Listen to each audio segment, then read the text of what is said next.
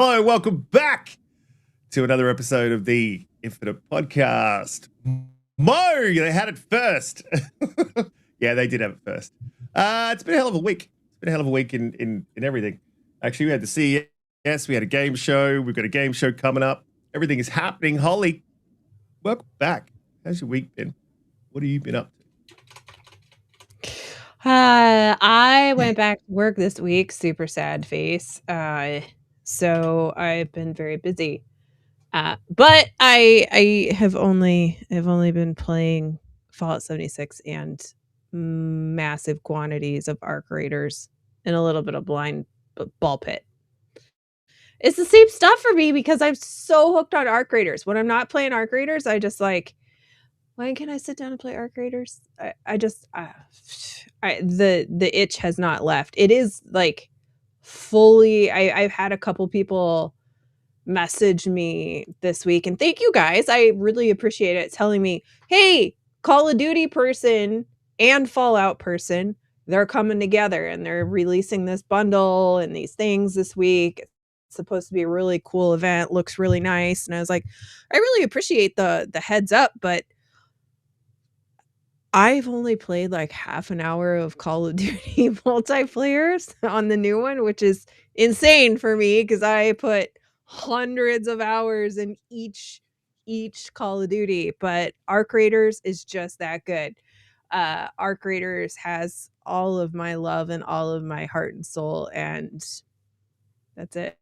So sorry, more Arc Raiders talk, but there are like, I have a huge backlog, ton of games to play.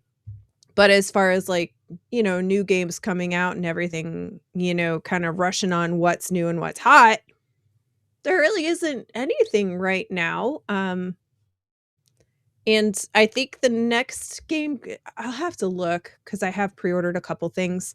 But I think the next big thing, the thing that I am ridiculously excited for right now, is Resident Evil Requiem. But until the end of February, when that does release, I think the vast majority of my time is just going to be in Arc Raiders and, I don't know, doing some other stuff. But I did make a video this week. So I did that. That was a thing that I did. Yay, go me. I'm back. Woo. You did. It was good, actually. That's it. That's my rant. But how are you, Riskit? Yeah, good. Definitely go check that video out. It was really, really good. I don't think I sent you what I thought of it, but yeah, it's been a busy couple of weeks for me over Christmas. Everyone's had Christmas. We've had New Year. There's lots of stuff happening in the world. But I fell off Arc Raiders. I just after the new the reset, everyone just became so aggressive. I don't know if it happened in America. I mean, you were saying it wasn't, but I was having like a good time. Everyone was playing together nicely. Like it was cool. People weren't backstabbing you. And the reset happened and everyone just got greedy and wanted to murder everyone that they could see. And I just got sick of it. I was like, all right, I can't even spawn into this game without being shot in the back. So like I sort of dropped off that, but I got a massive backlog I'm trying to get through as well. I'm trying to play the Plucky Squire. I did try to go through Banishes. Oh, the story's good. The combat is just it's diabolically terrible. Yeah, I was interested in that game. If the combat's bad, then I won't get through it. Like, yeah, it just made it hard. Like the stories are good. The side stories are really good. Like all of that's really, really good. But it's like a Temu God of War, basically. Like it's sort of not quite hitting the bar. I'd love to see a Banishes 2 and them like really update that combat. Mo said lies. But the combat is great. It's not. It's definitely not. It's not good, dude. It's just repetitive and you can do the same moves to just win every time. And yeah. I don't know. I might set it to. I don't suck at it, dude. Like Mo's saying, I suck at it. I don't die. I just get bored in every fight.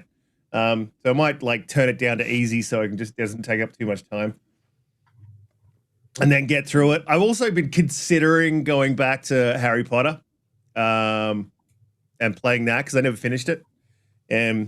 But yeah, I did get my 5090. I finally got it. It's on the way. It is an Aorus water force, so it's a water cooled, one of the water cooled 5090s.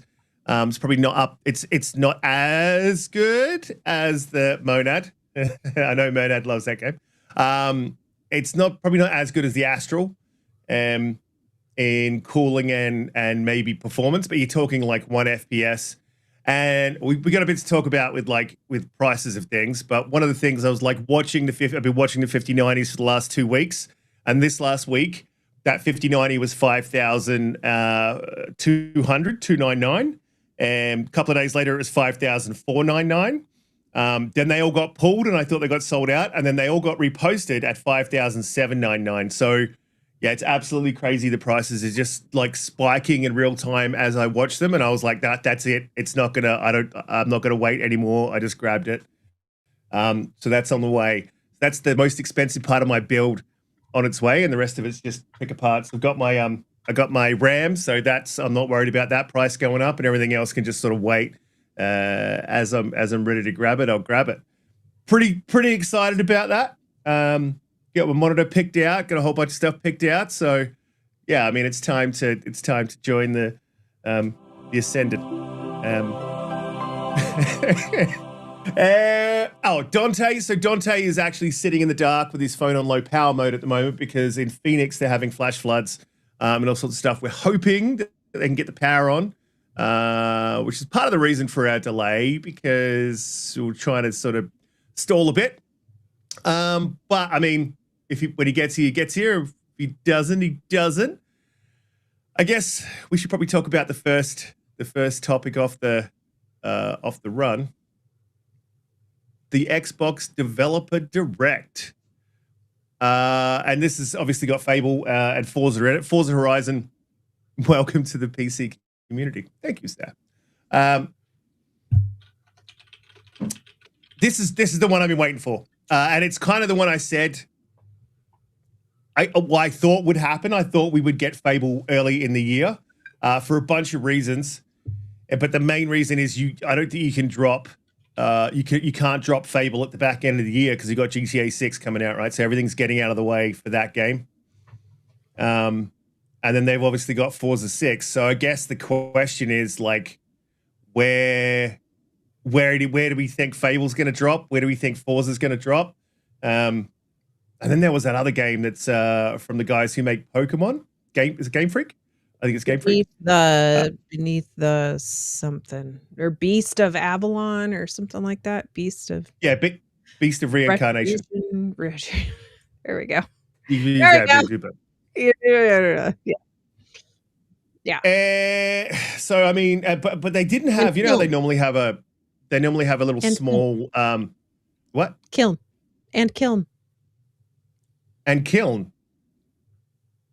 Is that in the trailer? Is that? Oh, is it? How do you know? Because Jez dropped a very obvious hint about what was going to be there, and it was a very small indie first party, and it's been 8 years since we saw the original Kiln thing, and it's definitely going to be Kiln from Double Fine. Okay. Yeah. I'm not. I can't say that I'm excited about that in any way, shape, or form. But maybe you are. So, what do you think? What do you think is going to happen with Fable? What's the and Forza? Where's it going to drop? What's happening? I was surprised to see Fable in this list. Everything we'd been kind of hearing for a while was that it was probably going to get kicked into 2027, right? I was sure last year that it was going to be in this year, but then the last 2 or 3 months, it sounds like we'd heard more and more about it being kind of later down the road. And that sort of makes sense as well because, you know, Xbox has so many games coming that, you know, they're packing their schedule. I thought that Clockwork Revolution was going to be this year, but now it's looking like that's probably not the case, which is super sad because that is the game I've been looking forward to for years, since they first showed it. And after that big trailer last summer, I thought, oh, this is it. This is it. It's coming. And it's not. So now I have to pretend to hold out hope for Judas, which is just a giant white myth that is never actually coming true, I believe, at this point. So back to Fable, sorry. I'm happily surprised to see that it is in the developer direct, which to me definitely means that it's coming this year. I don't think they would put it in a developer direct if it wasn't. They would wait till next January if it was going to be next year, right? Or they would do one in the fall to talk about it coming in, like, let's say January or February next year. So that begs to counter, what do you do? Just if I was Xbox, it sounds like we've got a little more unsurety in the November 26th date for Grand Theft Auto, which I really thought that was going to be the final one. I really thought it was going to be November 26th. But now it's sounding like that might be up in the air just a little bit. But pretending that is indeed still going to come out in November of this year. If I was Xbox, I would be looking at like the two biggest games, at least that we know that they have coming this year, is Gears E-Day, and now we know we've got Fable, right? So how do you pivot those? How do you place those far enough away from GTA, but then also far enough away from themselves and all of the other games that they have coming throughout the year? So I kind of, I don't know. I'm thinking maybe Fable is like a May timeline and Gears E-Day is late September. And then if you think about those two, traditionally Forza is usually like an August, early September drop. Traditionally, they've done some spring, right? But I don't know. That's kind of what I'm thinking the progression is. One of them will be the spring. Maybe two if they're spread out like early spring and late spring, but I kind of don't think that they would show any of those two, like Forza or Forza or Fable, and have them come out like a month later, right? They're going to be, one of those is going to drop in the May time frame. But I don't know. I'm rambling at this point because it's all kind of, it's so up in the air that we don't really know. I just always feel pretty confident in Forza being in that August time frame. So it's really about what's the schedule between Fable and Gears. And I really feel like Fable is coming before Gears, because if Gears was coming before Fable, we would have definitely seen more about Gears by now. All we've seen is that one kind of teaser trailer that we saw. So they've got to do some more marketing for that. They've got to hype it up a little bit more. The other question is, are they ever going to drop Gears 2 and 3 as remakes so that PlayStation gets them as well before they drop E-Day, just to, bring some more lore and bring the story, etc., to the new audience? It's a good question. I don't know, but we just don't know enough about Gears right now to think that that's going to be a spring date. We just know it's 26, right? I don't see Gears like, if they were ever going to push one, I think it's definitely going to be E-Day. We've been waiting for, Fable's been 6 years now. If they push it to 2027, that's 7 years from the announced date that we've been waiting for Fable. So yeah, I think they have to drop it this year, which is why I've been saying 2026 Fable, like every time someone does the 2027 thing. I am always like, nah, it's got to be 2026. You can't push a game. I mean, you can. We have seen it. But they have definitely given a 2026 date for E-Day as well. So I don't think E-Day is pushed out of 26 yet either. It's just what the timeline is and the juggernaut of GTA and how those fit in together is really the question, right? I don't think they should. So even if it's ready, I mean, because of your point that you were saying, like, you know, obviously you haven't brought the PlayStation guys up to date with 2 and 3. So I think, like, strategically, even if that game's like good to go back end of the year or mid the year, right? I think they should push it to late 2027 and at least try to get out like a 2 and 3 remake. That would be an ideal thing to do. Shouldn't be too hard to port 4 and 5, to be honest, either. Yeah. Not that you need 4 and 5. You could, because 2 and 3, and then you go back for prequel. So you don't really need 4 and 5 to go back to E-Day, but you kind of do need 2 and 3 to go back to E-Day, right? I don't know though. Maybe you don't because it's a prequel. So maybe they only did the first one just to introduce people to the characters, make it interesting, have some sort of initial connection to them at the beginning of what we currently know as the Gears timeline, and then just drop them back into the prequels so that you know what I mean? So that there's some continuity with that story. Because Yeah, I mean, that's what they're gonna have to do because they're like you said, like, there's been 0 rumors about 2 and 3 getting remade. And they're not even on PC, right? So they're only 360. So that seems like there must be something bigger with those, why they've never remade those in any capacity, right? Even when we got the Ultimate Edition, what was it, 6 years ago or whatever it was, like, there was never a 2 and 3. So there must be something with those that makes it more difficult to redo and move forward. And I will tell you, 3 is not that bad, but 2, dear God, if you try to go play 2 now, it looks as bad as you could think it does, and the controls are wonky, and even to today, you get in a turret and you can't see what's going on because the turret is all like messed up. It's in the sky, it's facing the ground, you can't see what you're shooting at. Like, there's still things with it, right? It could really use a remake. So it would just be nice for them to do that because they're good stories, 100%. right? Yeah, they're really good stories. But I mean, because the first one was like really dude bro-ish, like sort of thing. Like, whereas the second one sort of develops characters a little bit, and then third, You got the Anya everyone's stuff, right? Which which is good. Like you get a little bit of like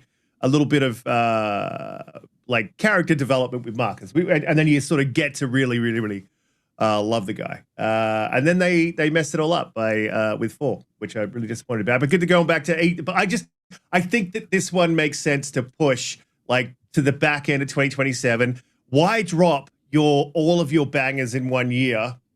You know what I mean? Like they've got enough.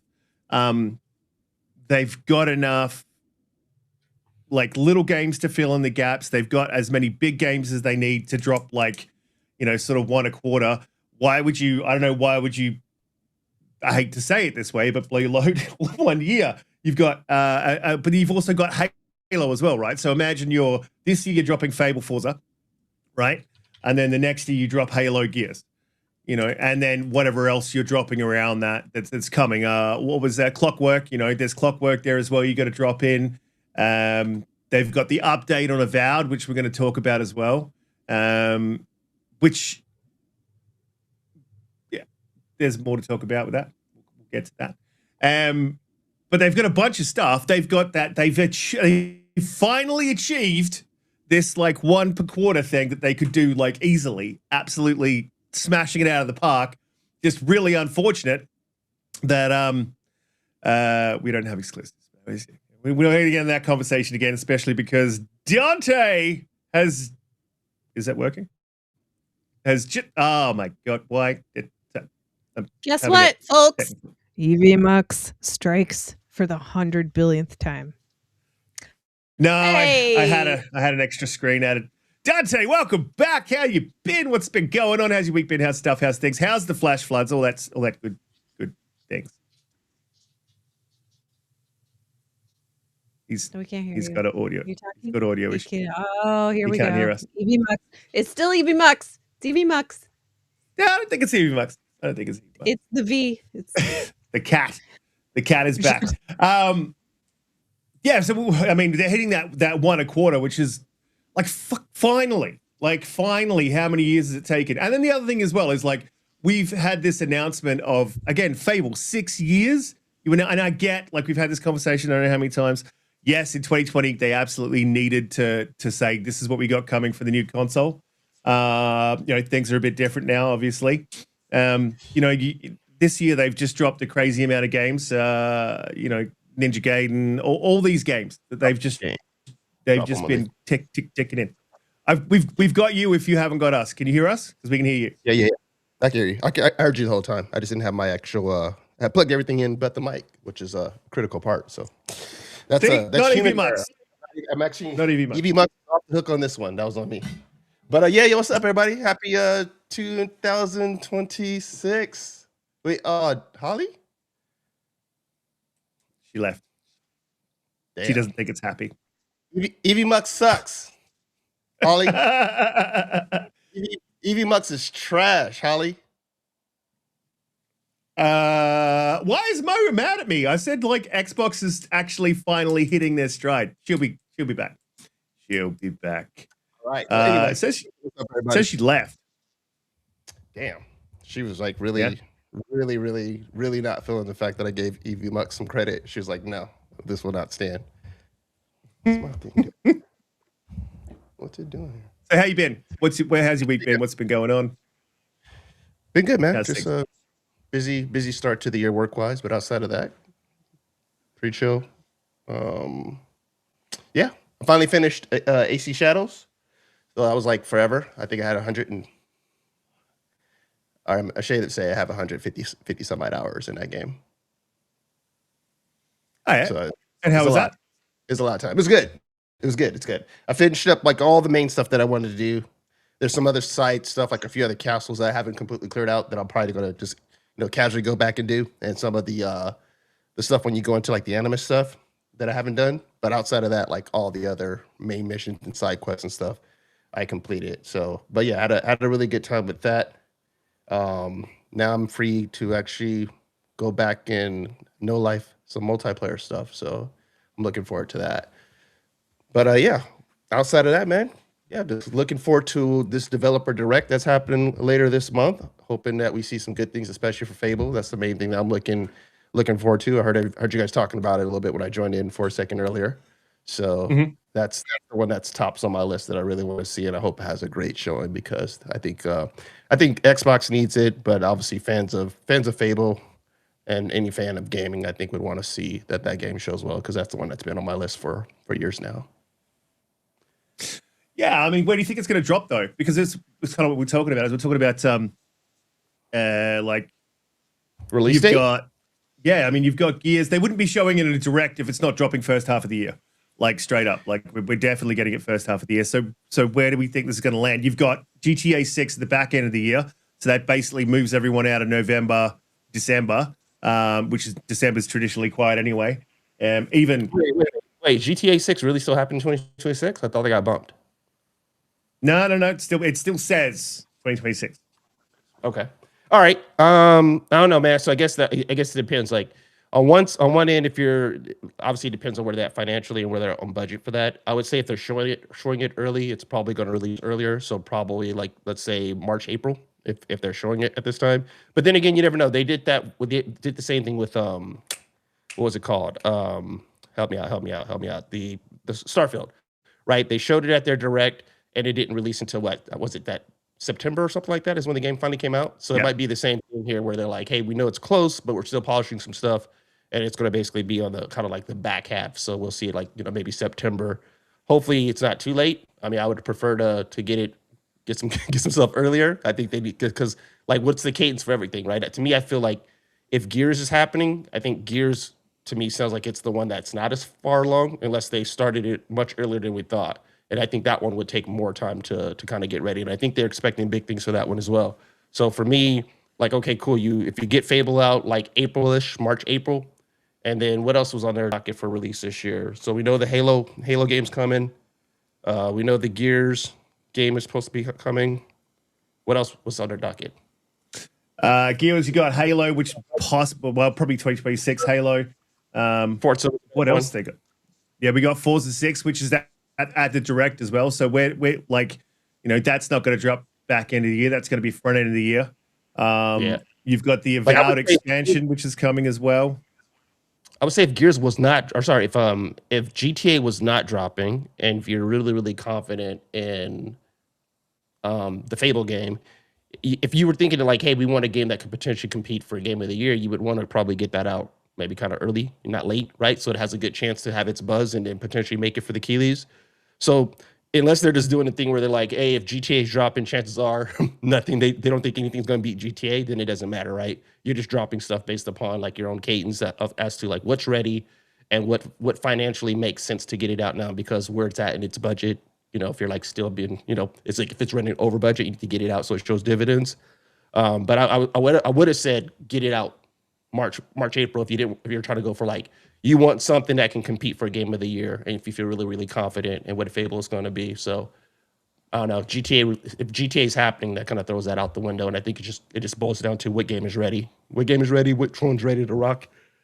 Excuse me, in terms of the nice release cadence. But I think you need something like March, April. You need something 3 more months after that. And you need something 3 more months after that, and then something to book in the year with in terms of big releases from Xbox. So it's kind of weird to see how they're going to jockey for position on that. Yeah, I mean, and the other thing is like, do they need something big for like each quarter, or can they just have something a bit smaller?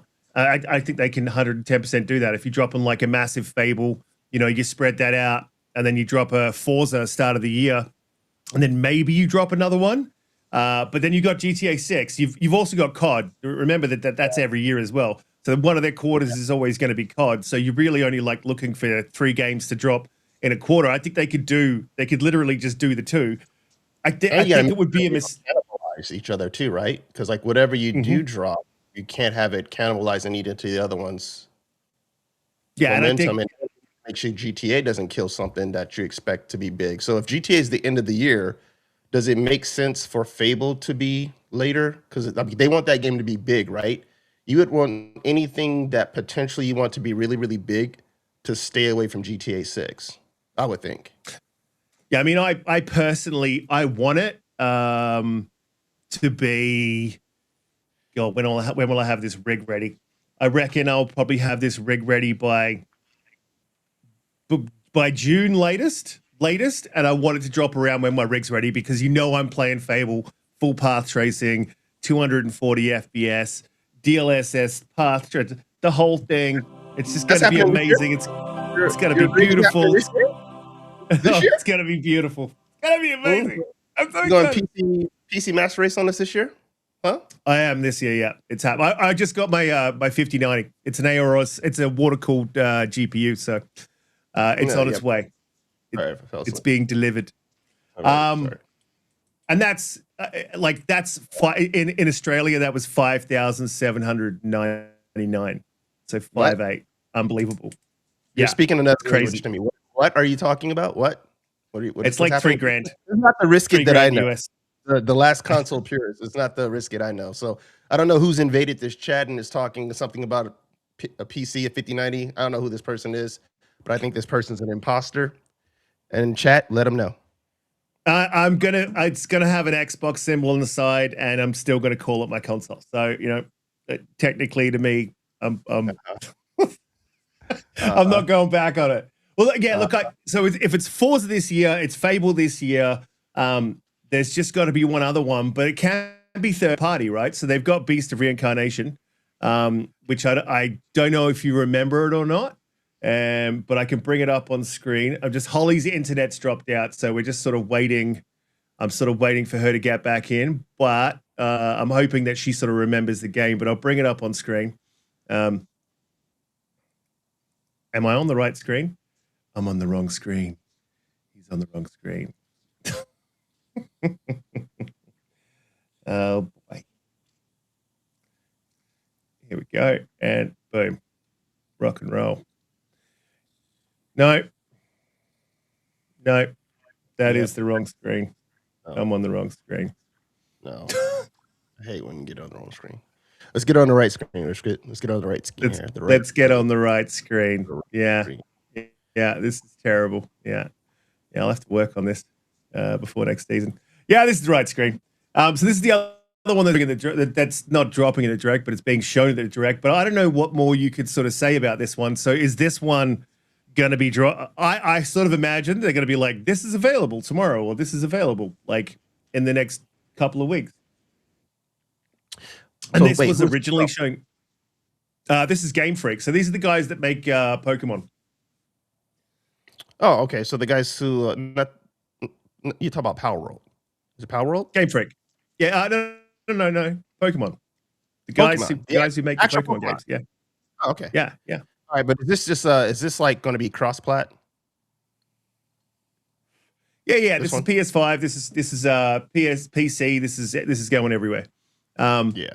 But to me, if they've already showed this crazy like amount of, you sort of get an idea of what the game is. They showed this. So what else is there to show?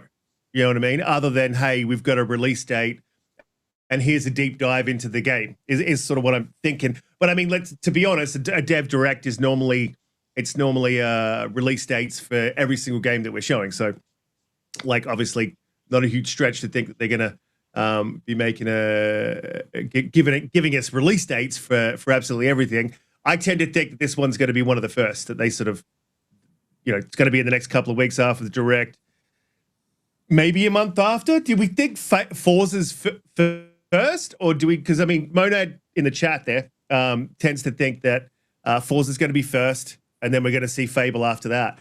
I don't know, man. I think 6 years in development. I think we're probably gonna see Fable first. Sort of the way I'm seeing it. If it's ready, I mean, seems like they're not like I said last year, right? They generally don't give a large direct to a game that's not ready for release that year. But the last 2 years that they've done that, the game didn't release until later, right? It wasn't one of the early release ones. It was like the later, the third quarter or something like that, September-ish, roughly, as to when the game actually released. I just think that's weird if indeed GTA 6 is happening. Like that would be weird. So like you can win me over with your argument by saying it could come out earlier to avoid GTA 6, but if they show it, it's generally because that's the one that they are going to release sometime in September, which is I don't quite get that timing either, unless it's just like we want to make sure it's completely polished and not going to launch with any issues. So so to me, what kind of makes sense, maybe like to get out, like if GTA 6 is releasing early, then yeah, I think you would get Fable out early. If GTA 6 is released at the end of the year, my mistake. You get Fable out early. Then after that, you get Forza, and then maybe you get Halo kind of somewhere near the end of the year, since it's just basically kind of like a reboot, right? So that is like, yeah, it'll be cross-platform. It's not gonna, like, if it gets ate up a little bit by GTA, it doesn't matter as much. You don't want something as big as Forza, which is a heavy hitter for you, and something as big as Fable that you've been putting a lot of money into to potentially get caught up with GTA 6. So if GTA 6 is releasing later, the one I feel that you can potentially like say, hey, if it's okay if its launches ate a little bit, is probably Halo. And I hate to say it as a Halo fan, but I think that's the one where you really can't afford to. You can't let Fable and Forza basically get lost in the sauce. I mean, I don't think Forza would be impacted that much by GTA 6 because they're two different types of games, but at the same time, it's like still you need those games to be big hits. So, welcome back, Holly.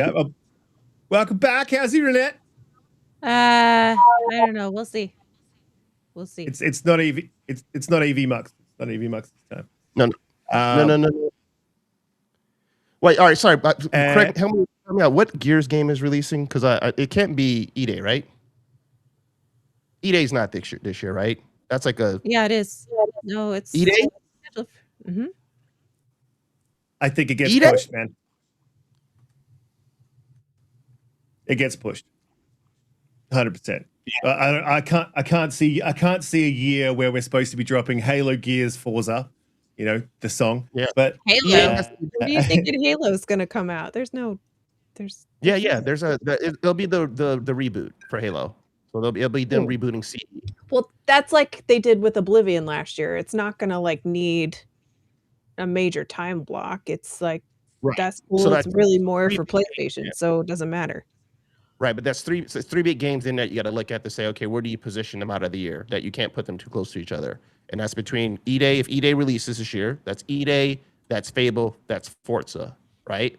And so depending on when GTA 6 comes out, like how do you determine which one of those games goes close to GTA 6 to make sure that they don't get cannibalized, you know, or get kind of lost in the sauce? Because those are three big games that are all successful in my opinion. I think this is what I think. And I don't know what your falls are and your springs and all this sort of stuff. Holly's internet just dropped out again.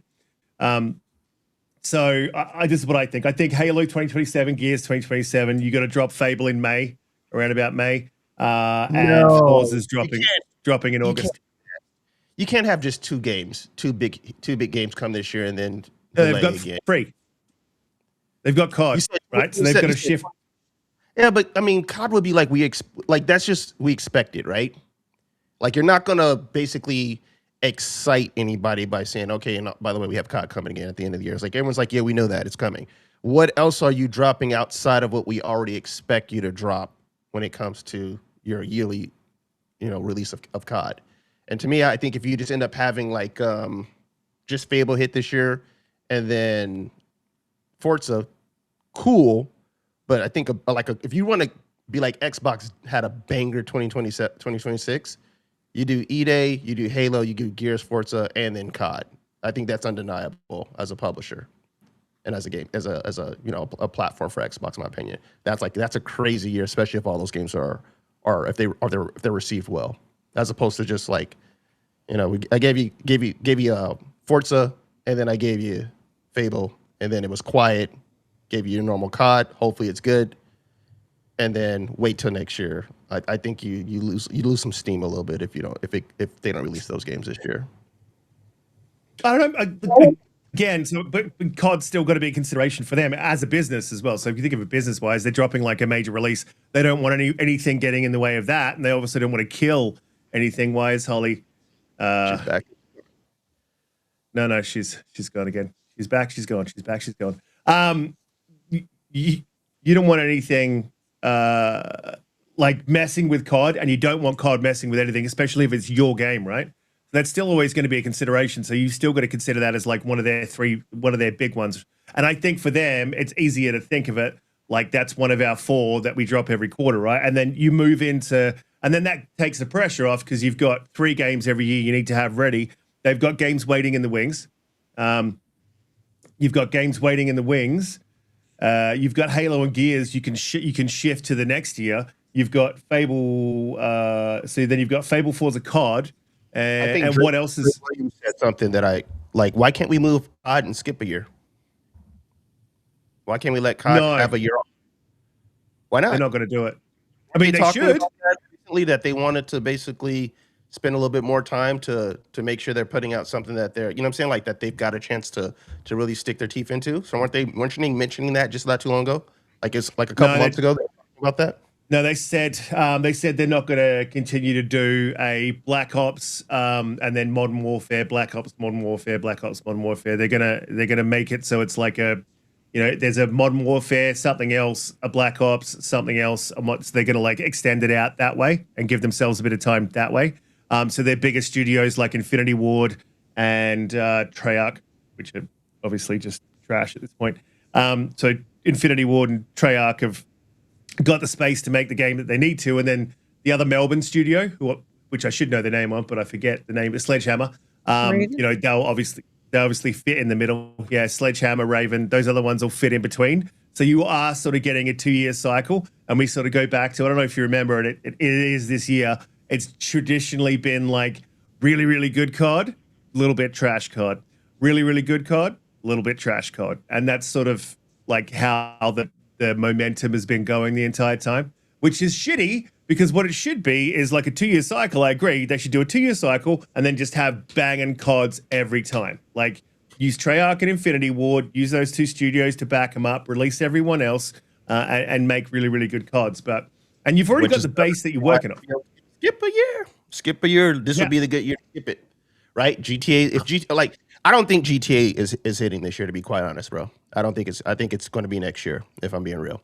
So to me, I think this is a great year, especially if they are ready to basically get off Fable, Forza, the Halo reboot, and then E-Day if it's available, right? And if you do that, I think that's a crazy year for Xbox, right? Next year, whatever you have coming, cool, and just understand that if COD's most likely going to be ready, and then it's going to eat everyone's lunch. But you got your big hitters out this year versus trying to push anything to 2027. I think GTA is going to 2027, and then you're going to basically, mess up a game release if you push something like E-Day, and especially like this Halo reboot needs to be, like it needs to hit, in my opinion, right? It needs to be something that draws in the attention, especially if it's going to be both on PlayStation and Xbox. I don't think you can potentially put it in a position where it can get ate up by something else. Dominating. Yeah, but if you're pushing Gears or you're pushing Halo, and I think Halo is important because Holly, you said, like no one sort of cares. I think everyone sort of cares about how Halo does on PS5 from a business perspective at Microsoft. I don't. I hope they hate it. Because fuck them. But I think they do care about like how well Halo does. But you got to remember, is if they're pushing games just specifically because of timeline concerns, and it's not got anything to do with optimization, one, you've got a little bit of extra time to optimize, and two, you can drop it wherever you want, right? So you could be start of the year, it could be middle of the year, and you're ready to go whenever you're ready. Ready to go as soon as they pull the trigger. They're like, got to drop it. This is the month. 2 weeks later, they can drop the game, as long as they've got all their ducks in a row, which you would have if you've got your game complete and you're only pushing it for the sake of trying to spread your games across the timeline. So yeah, I don't think it hurts the game. Like if GTA goes, oh, we're not dropping it, they go, hey, surprise drop Halo. You know what I mean? Like if GTA gets pushed a year, you've got Halo waiting in the wings just in case, and then obviously that entire timeline is completely. Halo doesn't completely drop. Halo needs all-star treatment. Just like E-Day needs all-star treatment. So what E-Day needs it, but Halo Halo doesn't need an all-star treatment. It does for the reboot, in my opinion. It needs it. I believe so. It's the dude, man. It's the dude that brought a lot of us into this damn platform to begin with. All right, you can't sit there and treat it like a second-class citizen. You just can't. I won't stand for it. All right, but anyway, yeah. At the end of the month, right? End of the month, we get Fable. It gets its direct showcase that happens in summertime. If E-Day is happening, E-Day gets a lot of shine in that particular showcase, right? If you push Halo to next year, then Halo needs to get the January direct. If Halo doesn't come out this year. But I think Halo comes out this year because everything's trying to line up with that 25th anniversary. So I believe Halo definitively launches this year. So that means to me, it needs to have a pretty good showing at the June showcase, along with E-Day if it's going to release this year. That's the only thing that's really making me say that these games are all hitting this year because of the 25th anniversary. Yeah. You agree with Big Mad Mo? Or his chief no, Mo. Absolutely not, Mo. I will not stand for this slander. No, Mo. Sorry, Mo. I love you, Mo, but no, I do not agree with that. Absolutely not. Will not stand for it. Yeah. Well, look, I don't think Halo. I think Halo is big, but it's not like huge. And I think you can a month out announce that. You can be like, GTA cancels. 2 months. They're like, oh, they released a little thing on Twitter, and we're not going to make it this year because blah blah blah. We love our supporters. Blah blah blah. And then Xbox goes, cool, we've got Halo good to go. We're going to announce that now, and then we'll drop it in a month. I don't think you see a direct for Halo, man. I just don't. Like, what are you going to... the graphics are fantastic. You know what I mean? We've updated the controls. Here it is. You give it a little something, man. You give it a little something. You can't treat it like a second-class citizen. I'm sorry. You got to give it a little something. It deserves more, bro. I'm sorry. It's the horse that got you here. Don't think of it as second class. Think of it as Halo speaks for itself, right? It just it needs no introduction. Is that what we're doing? All right. Is that what we're doing? It needs no introduction. Like Holly. So final. So we got Dante for sure, 110%.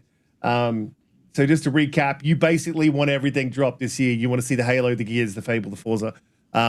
In the whole entire year. That's a huge, that is probably one of the hugest years ever. And I would argue that's too much in 1 year. Especially when you look at how casual gamers play, maybe 1 to 2 games a year. It's Yeah, one it a is. quarter.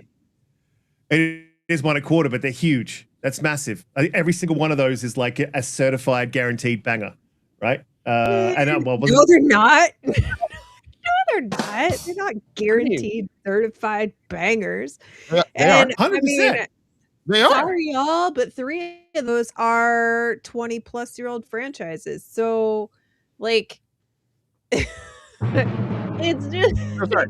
What are we considering a guaranteed banger? Because to me, anything that's basically sell several million copies between the platforms that they release it on is a banger, right? If you're not a company, if you're not a game that comes out and you do but just 500,000 or because under a million, then like you could be considered a success, but you didn't do a million or you barely did a million. If you're a game that does 2-3 million, just to me that's a because banger. a game sells a lot of copies doesn't mean that it's a good game. That's not the conversation. Oh, That's not the oh, conversation. No, when oh. no So one knows now, it's going to be good now. We're talking about that. These are franchises that are known for being bangers that tend to do well within the I would ecosystems that they- argue that, here we go. yes, these are the original era Xbox games. They are hallowed, blah, blah, blah, right? Like, nobody's arguing that. But it is the 20 I mean, it's the year of the 25th anniversary, so why wouldn't you have all 3 of those come out in the same year? Okay. Yes. Second of all, I hate to break it to you fellas, but like a lot of people, a lot of the newer generation don't give 2 Fs about Halo and Gears and Forza. Mostly Halo and Forza. Gears is a little bit different because it's just a little different, right? But I mean, Wait. Xbox Forza- sold the least amount of these consoles than any other, right? I think Forza did pretty good between both platforms, though, right? No, Forza did. It did. Forza did. That's Okay. why I'm just saying, like, racing games are great, but they have an audience, right? And they will always buy them.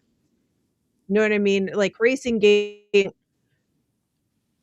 they're very groundbreaking. They have some of the best visuals. They have really good physics and mechanics and all those things. Not taking away from racing games at all. I'm just saying that I don't see the same elevation of like platform acknowledgement or bringing people into a new genre or setting new boundaries about things that like overall audience cares about as much in racing games, or at least it's just not mainstream, right? Like I think people talk about the tech in racing games more than they talk about the fun that they're having in racing games. Does that make sense? But I just think that the 3 of these are iconic franchises, and it makes sense to have the 3 of them in the 25th year anniversary. But I think moving forward out of this, they have to spread them out. They have to make them a little more few and far between. They have to bring in new things or find ways to completely revitalize them and make them in ways that we've never seen before to interest new people. That's my point, is just that just because it's got the name Gears or just because it's got the name Halo, like they don't necessarily draw the same crowds. It's like, how many of you people watch I Love Lucy, right? Like, you know, it just like it ages out, right? That's not a great comparison. I hear you, but I think what I'm talking about is realistic expectations, right? I don't think Microsoft is going to any of these particular games thinking that they're going to do like, you know, gangbuster numbers and they'll be the next Fortnite or something like that, right? I think you go in with kind of realistic expectations and you say like, okay, if I get a few million copies off of EA, if I get a few million copies off between Halo, and if I get a few million copies between Forza, and a few million copies between Fable, obviously these vary depending on what their development budgets are. But to me, that's realistic, right? If you're able to pull that off between these particular games, I still think that's significant versus your game came out and it sold 500,000 copies. I'm not saying they should go away. I'm just saying that this dependency on them in the past has led Xbox to the point of Xbox has no games, right? And now here we are trying to they're trying to claw themselves into a different position where they have all the games. And so you you certainly have those games, but I don't like. I think they're trying to transcend beyond just being known for these 3 franchises because the gaming community that grew up with those is starting to age, right? And they need to either find ways to bring in new players in new innovative ways, which I think Gears E-Day is a strong candidate for finding a new way, right, to bring new players in, et cetera, et cetera. But they can't just tout these as these are the games that we have, right? These I don't are feel that. our I legacy think, game franchises, but we have all these other games, right? yeah, I think this is more about I mean, these it's Xbox year 2020 to 25, and these are some of the games that got us here. I don't think that they are using this as this is the way forward. Sure, would they love to revitalize a new audience with Gears and Halo with the reboots? Sure, but I don't think they're looking at it like this is definitively the path, and we're completely cool to rest in our laurels with this. I think it's just more of like this is Xbox years 2025, and if we can go ahead and get some new players interested in these games, like let's do that in the same process. But I think they understand like the landscape of the gamer is changing. You're right, we are getting older, so some of us who are fanatics of these particular games are aging out, and so you do have to continue to evolve and make new products that will potentially bring in some of the younger generations. But this is a landmark year for the brand, and these particular franchises basically got you here. So this year, I think they just need to get the love that they deserve. That's my view on it. Okay. I'd agree with that. We'll just go into Red Wolf's super chat. Shout out to Red Wolf with the $5 super chat. Says you don't pay for a movie ticket after you've seen the movie based on how you felt about it. So many things sell that turn out bad. Last Jedi. But I sort of get what he's saying. So when we talk about it's a certified banger, right? So if we're having that certified banger conversation, like I don't think it needs to be good for it to be considered a certified banger, you know what I mean, to sell, right? Because like, say for instance, certified banger means that shit was popping. Like, it doesn't mean it just sold a lot of copies, but it was bad as hell. Like, that's no, yeah, you're right. It's that the game was dope and it also did well in terms of it pushed some units. Right. It has to have both of those components to get that rating. Right? These games though not have like decent production value. 5? It had good production value. People didn't like the story of Halo 5 because they didn't sell what they sold us as what the story was going to be. It turned out to not be that for the actual campaign. But in terms of the game's performance and playing, it played well and it sold incredibly well too. So like, and the multiplayer was good. Yeah, like it was a successful Halo game. It just basically let you down in terms of what the advertisement said it was supposed to be. But they like what I'm saying. I would say that's all of these games have. It's not a certified banger though. Something good. You know what I'm saying? They produce good products, and you're always gonna have these varying. Yeah, but that's like saying like COD, right? This one people probably aren't as great on, but it's still a very, very good game, and it's done well compared to like other games out there that they wish could move the same amount of units that it could. Every year you're not gonna have like as long as you put out something that's a really, really good product, that's your best foot forward, and then basically you leave it up to the audience if they're gonna buy it, right? Yes, we want to make sure that the stories for these games match up, right? So whatever E-Day is, whatever the Halo reboot, I mean, we know what the Halo reboot is, so we there's nothing really there for us to worry about. If anything, it's just understanding like what's Fable going to be, right? Because that's the only one that we quite don't know. Forza is going to be Forza. People are going to love that because it's going to be in Japan. Fable is the kind of like it looks great. We're just hoping that you deliver on what we've seen so far. We already know what Halo's going to be, and E-Day. This is the one that I feel that since we haven't heard from Coalition for a while, this is the one that I feel that they've been basically grinding on, right? This is the one that they want to make sure that they come in and that it hits and it starts like whatever reboot they're doing for Gears, they want to make sure that it hits the ground running and that they put their work and effort. So I believe they're going to stick their foot in this one. I don't feel any of these games are going to come out and be like less than an A meta if we're going by it from a grading specific, you know what I'm saying? I think they'll all be around 80 something meta. Gears, I mean, like all of them, I think you could say is probably certified bangers, including the two that maybe have a thing over their head is going to be Fable and Forza. Fable and Gears. The only two that I would say that maybe there might be, there's risk there as a consumer. If you're buying, like, is this going to be good? Are they going to nail it? I think they will. I genuinely think they will. But they're the only two I think that have question marks over the top of them. Like Gears needs to do a very specific thing that's easy to do, but will they do it? Like very specifically, it needs to go back to what it was doing at the beginning. Do bro shooter, like killing bugs, like that's what it was all about. And then Fable needs to have that very specific humor. It needs to be the sort of the updated sort of fantasy adventure with the good combat, Oh, there's a lot for Fable to do to get it right. You know what I mean? To try to integrate that humor into a new fantasy game is I think tough. So that's why I would have a question mark there. But Holly, I disagree. Certified bangers all around. Red Wolf, Renegade with the other $2 super chat, which I didn't get to, and I apologize, Red Wolf, I didn't see it. He said 113%. We struggled with bugs. It was awesome. He was talking about the Gears 2, I think it was. He hasn't played 4 and 5, so we started playing through. We started playing through the entire series to get him ready for E-Day, because there is going to be a tie-in with 5, right? For E-Day, you're going to have to know what happens. So, and nobody say anything. So we're trying to get him through. But I want to prepare to be disappointed, Wolf, and we can talk about that once you play it. But I want. I was super disappointed with 5. And Shizukani with the 3 months membership chat says, "Is Gears dropping in 2026? Much love to you all." That's what we've been talking about. This entire thing, it's sort of turned into, when is this stuff dropping, and when do we think it's happening? Look, for me, I think Halo gets pushed. I think Gears, if GTA drops this year, Halo gets pushed, Gears gets pushed. No, that's a smart move. Then you've got Fable, Forza COD. Yeah, 100%. Let me. Your Xbox 2025, your 25th anniversary just goes all out the window. Then, if so, that's a monumental fail for your 25th anniversary.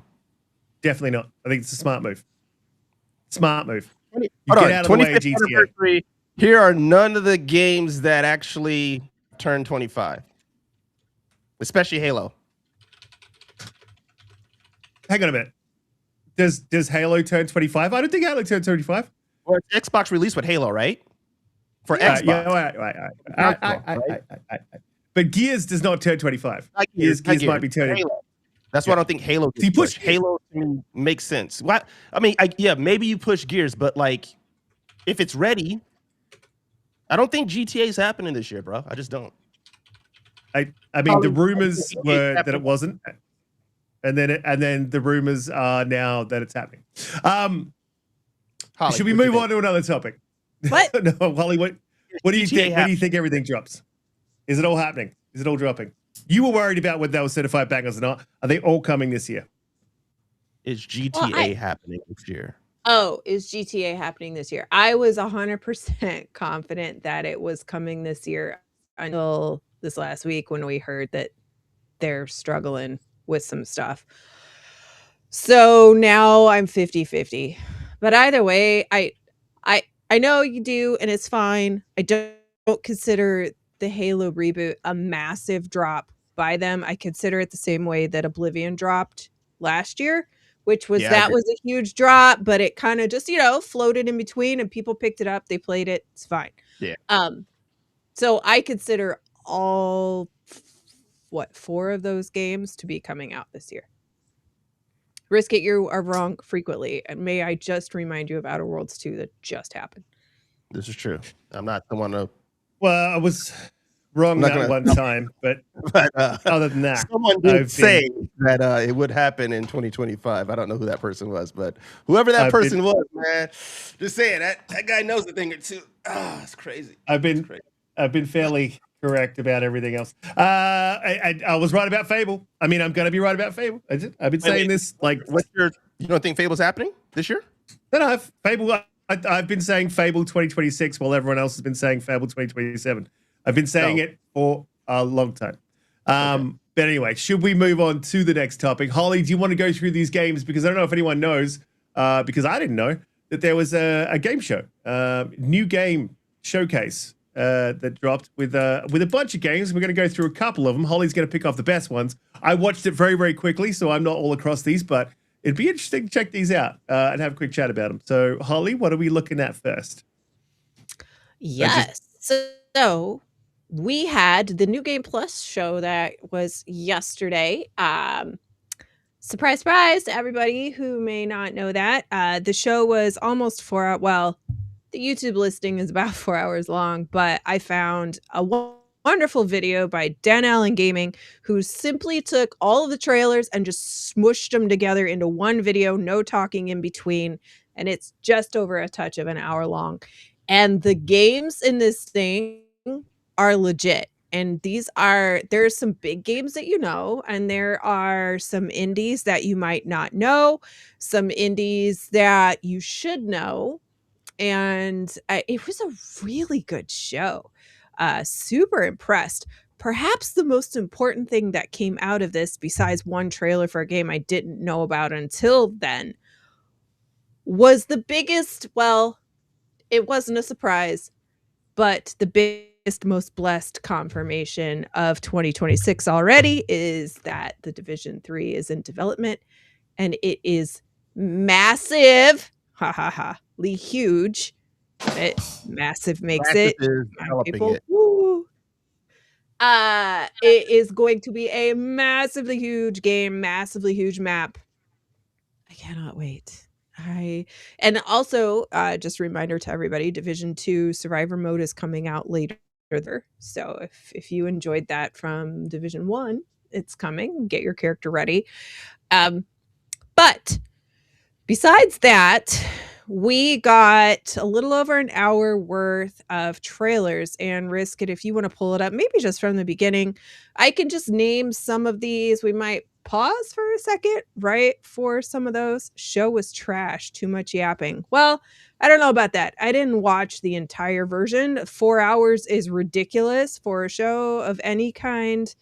An hour of trailers, though, was just right for me. This is called Blind Descent.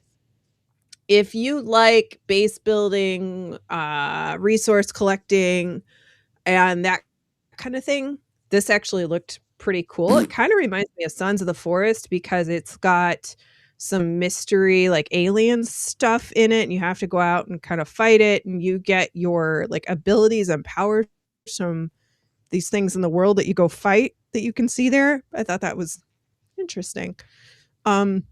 Next is something called Deep Dish Dungeon. And to be fair, people, I've only watched this once. I don't remember all of them. And then at 1 minute and 42 seconds, Risk It, we have Blood of the Dawnwalker, which I think a lot of you are very interested in. This is those ex-CD Projekt Red developers that are making this vampire game. Red Wolf is obsessively excited for this game. So am I. So am I. But okay. if you as well, if you want to see a lot more of this, they dropped a gameplay trailer or a gameplay deep dive and a story deep dive. So just type in Blood of the Dawnwalker on YouTube and you'll find it. It's awesome. Yes. After this was a game at 2:03 called Beautiful Light, which I think is coming on now. I thought this looked really cool. I also think that this is kind of up your alley too. This is a survival horror FPS whoosy whatsy doozy all a kebab thing. You can see it here.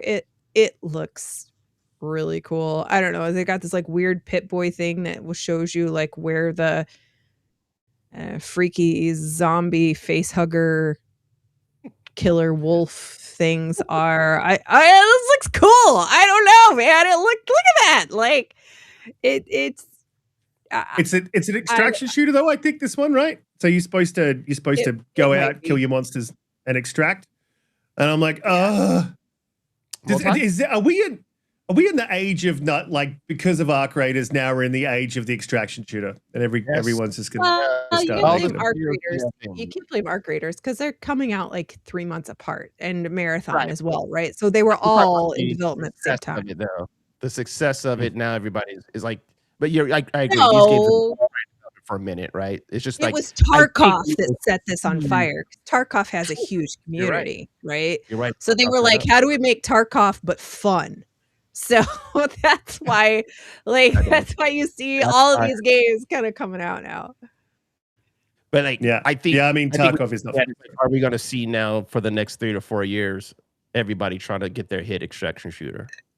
Like, is that going to be the thing for the next 3 Just to like 4 the battle years? royales, of course. Yeah, exactly. Yeah. Of course. That's what I think's happening. So Yep. yeah, extraction shooter. Yep. Okay, the next is called Project Shadowglass. This dev, he talks a little bit through this. Everything is handmade, hand drawn, hand placed by the artist. So if you're interested, he's got a Discord. You can go and put some things in for that. Next was a Phelion, which I thought looked really interesting. What I thought was different about this is that this guy comes on and talks about the music that he created for it, and you're like, okay, and that was like the bulk of what's happening here, except that they have this machine that's a new musical instrument, or at least new to me, and this thing that he's showing, and it's made of like these things that simulate the sounds in ice, and this is all very like, you know, snow, ice driven world, and you have to have your hands wet and your fingers wet to even play this instrument, which I thought was really cool. And then he goes and he plays this other organ and whatever. I don't even know what the game was about, but the gameplay with the snow and the ice stuff, it looked cool. Next was Distant Shore Britannia. Don't remember. Yeah, which is kind of like it's sort of reminds me of a 360 game, but it was in third person 360 game where you could you had telekinetic powers and you could manipulate the world and do stuff. I can't remember the name of that game, but it was like it wasn't huge, but a lot of people had sort of played. So yeah, it's got like telekinesis where you're exploring the world. There just didn't look like there was a whole lot of puzzle thing. Yeah, like platforming and puzzling and stuff. Yeah, this did look cool. Yeah. Yeah. It looked cool, but to me, this sort of feels like it's not one I would get. Like, I want to shoot some shit, man. I'm sorry. I want to kill things. It's just in my nature. But I do. Like a game for me. But yes, it looked cool. It looked cool. I'll give you that. This one, the next one off the thing, just to jump in, was Dragon Twin, and they basically don't know what it is yet, and they basically don't know what it's going to do yet, but they know it's cool, and if they get more money, they'll make it cooler. That's what I took from this whole thing. I was like, all right. I did not understand this at all. Like, so you design your dragon, and then that was kind of it. And then they show you designing your dragon. Cooler. Thank you. Yeah, here you go. Like it was like the designing the dragon part was cool, but I was like, I literally don't know anything else that this is doing. So apparently, I don't think they do. Okay. They don't. Yeah. They were just like, look at this, it's cool, but we don't know what it is yet, and we'll let you know when we know. We need more money. Thank you. That's our show. Holly, you love the next one. Yes, the next one is a game of my heart very much, and it is Atomic Heart. I love Atomic Heart. I think I'm going to replay it on stream maybe this year, because Atomic Heart 2, I don't know why the hell you made that sound, because you could shut up, because these games are awesome. The final DLC is coming out this year. That's the 4th DLC for the first game. That's a lot of content for a game that did not get like gangbusters, you know, like Expedition 33 style coverage. Fantastic games. So good. I love Atomic Heart. So now that the final DLC is coming out and I have the like super deluxe premium thing, so I'll have all the DLCs, I think I'm going to play this on stream and start from the beginning. The next is The Cube, which is their multiplayer. So it's just the Atomic Heart world. This is pretty much the same trailer we saw this summer during the Summer Games Fest for The Cube. The next is the best game. Hang on. Before you move on, the thing about Atomic Heart that I did not like was I could not change the controls. And that literally just ruined it, completely ruined it for me, because I didn't like the controls. I don't like the way it forced me to. I don't want to play like that. So if I had an Elite, because there's some rumors about an Elite apparently just dropped. But if I had an Elite, then I could probably have changed up the controls and made it better. And so maybe that might have changed my experience. But because I couldn't change the controls, I was just like, nah, I dropped off it. Like it probably is. It looks good. It's tough. And I could see it would be fun. But yeah, it just really pissed me off. So, and if a game doesn't let me change my controls the way that I want to, then I usually drop off. That sounds like Red Wolf.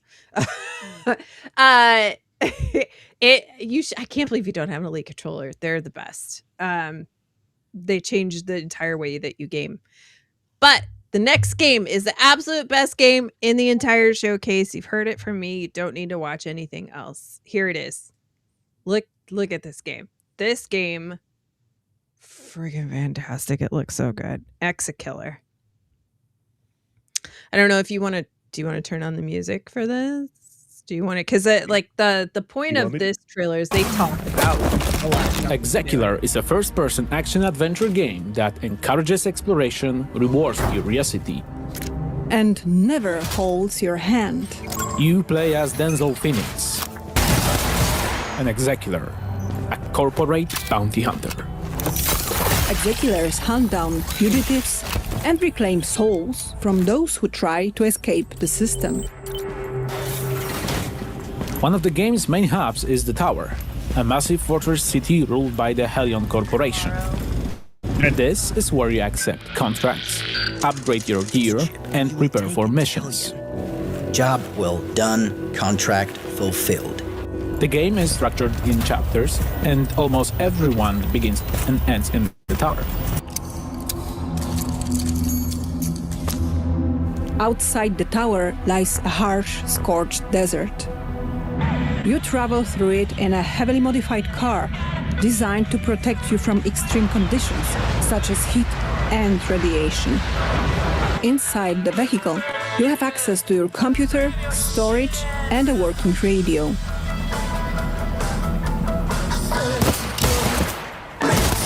From your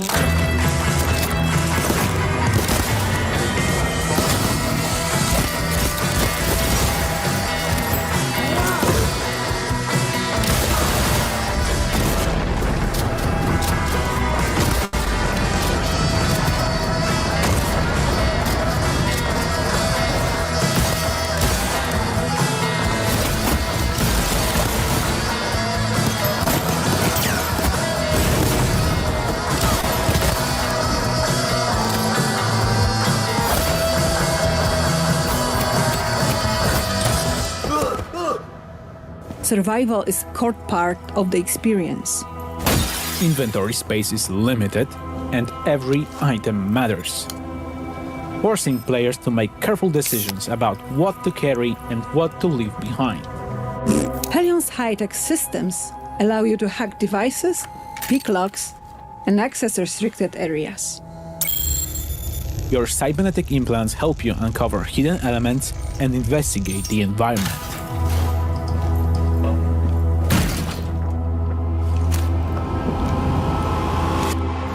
Missions and level design are fully non-linear. There's no single way to complete a contract. Stealth, dialogue, and combat are all valid approaches and can be freely combined. In Exakiller, every decision matters. What's it gonna be? Plata or muerte?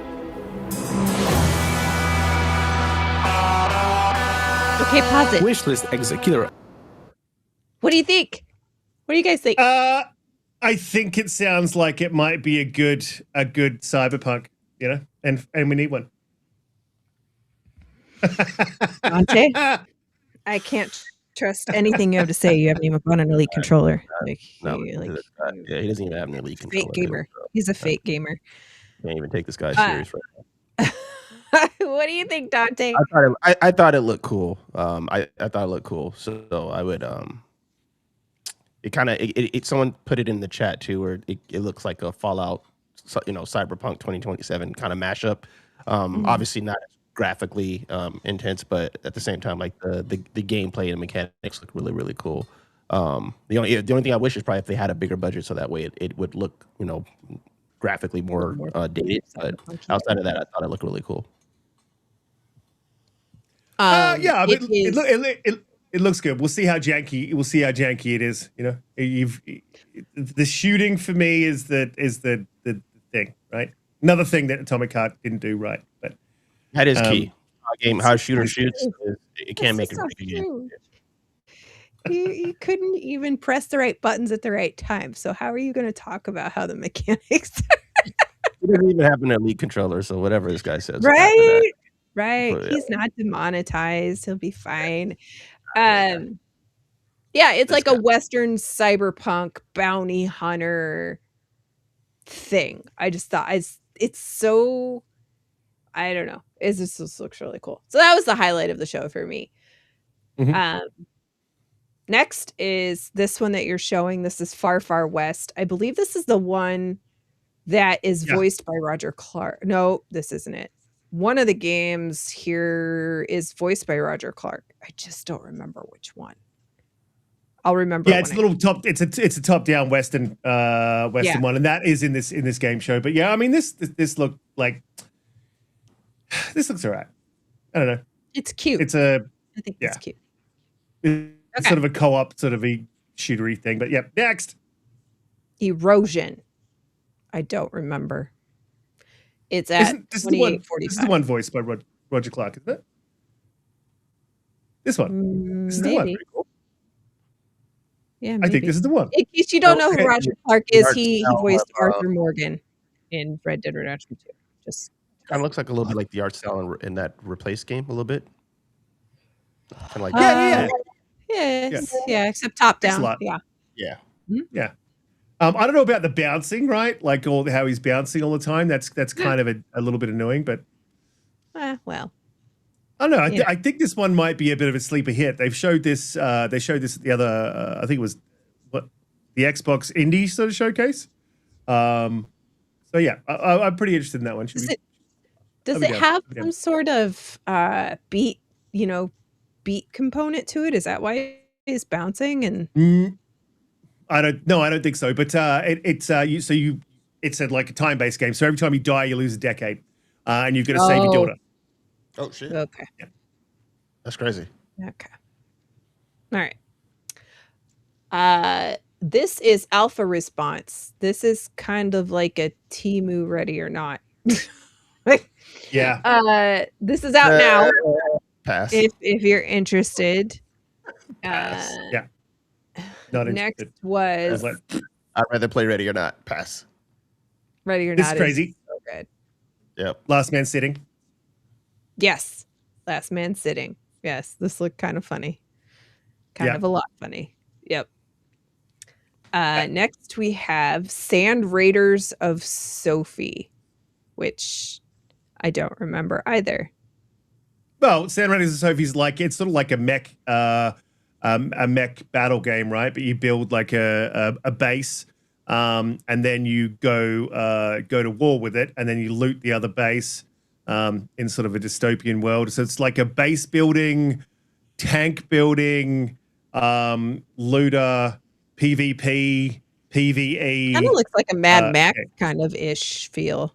Yeah. Yeah, it's what was that game where they had like the massive cities that fight each other? It's basically that you get to build on a smaller scale, and you get to build the cities and like go off and fight people. It looks cool, man. I'd be down with it. Yeah, it looks interesting. The next is a game I'm also very excited for. This one, it's Dark Light Survivor. Brisket, I was just telling you the other day that you should get Dark Light and play it. Dark Light is so good. If you guys haven't played Dark Light, you should just look at it, see if it's your kind of game. Outfit this guy's wearing. This character. Is it Helldivers? I'm in. No.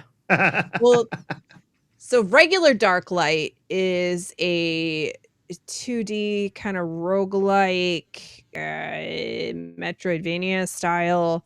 It's very, very good. It's tough, but it's very good. So this looks like they brought some 3D action to it and made it more of a third-person action style, which is exciting. A lot of dying.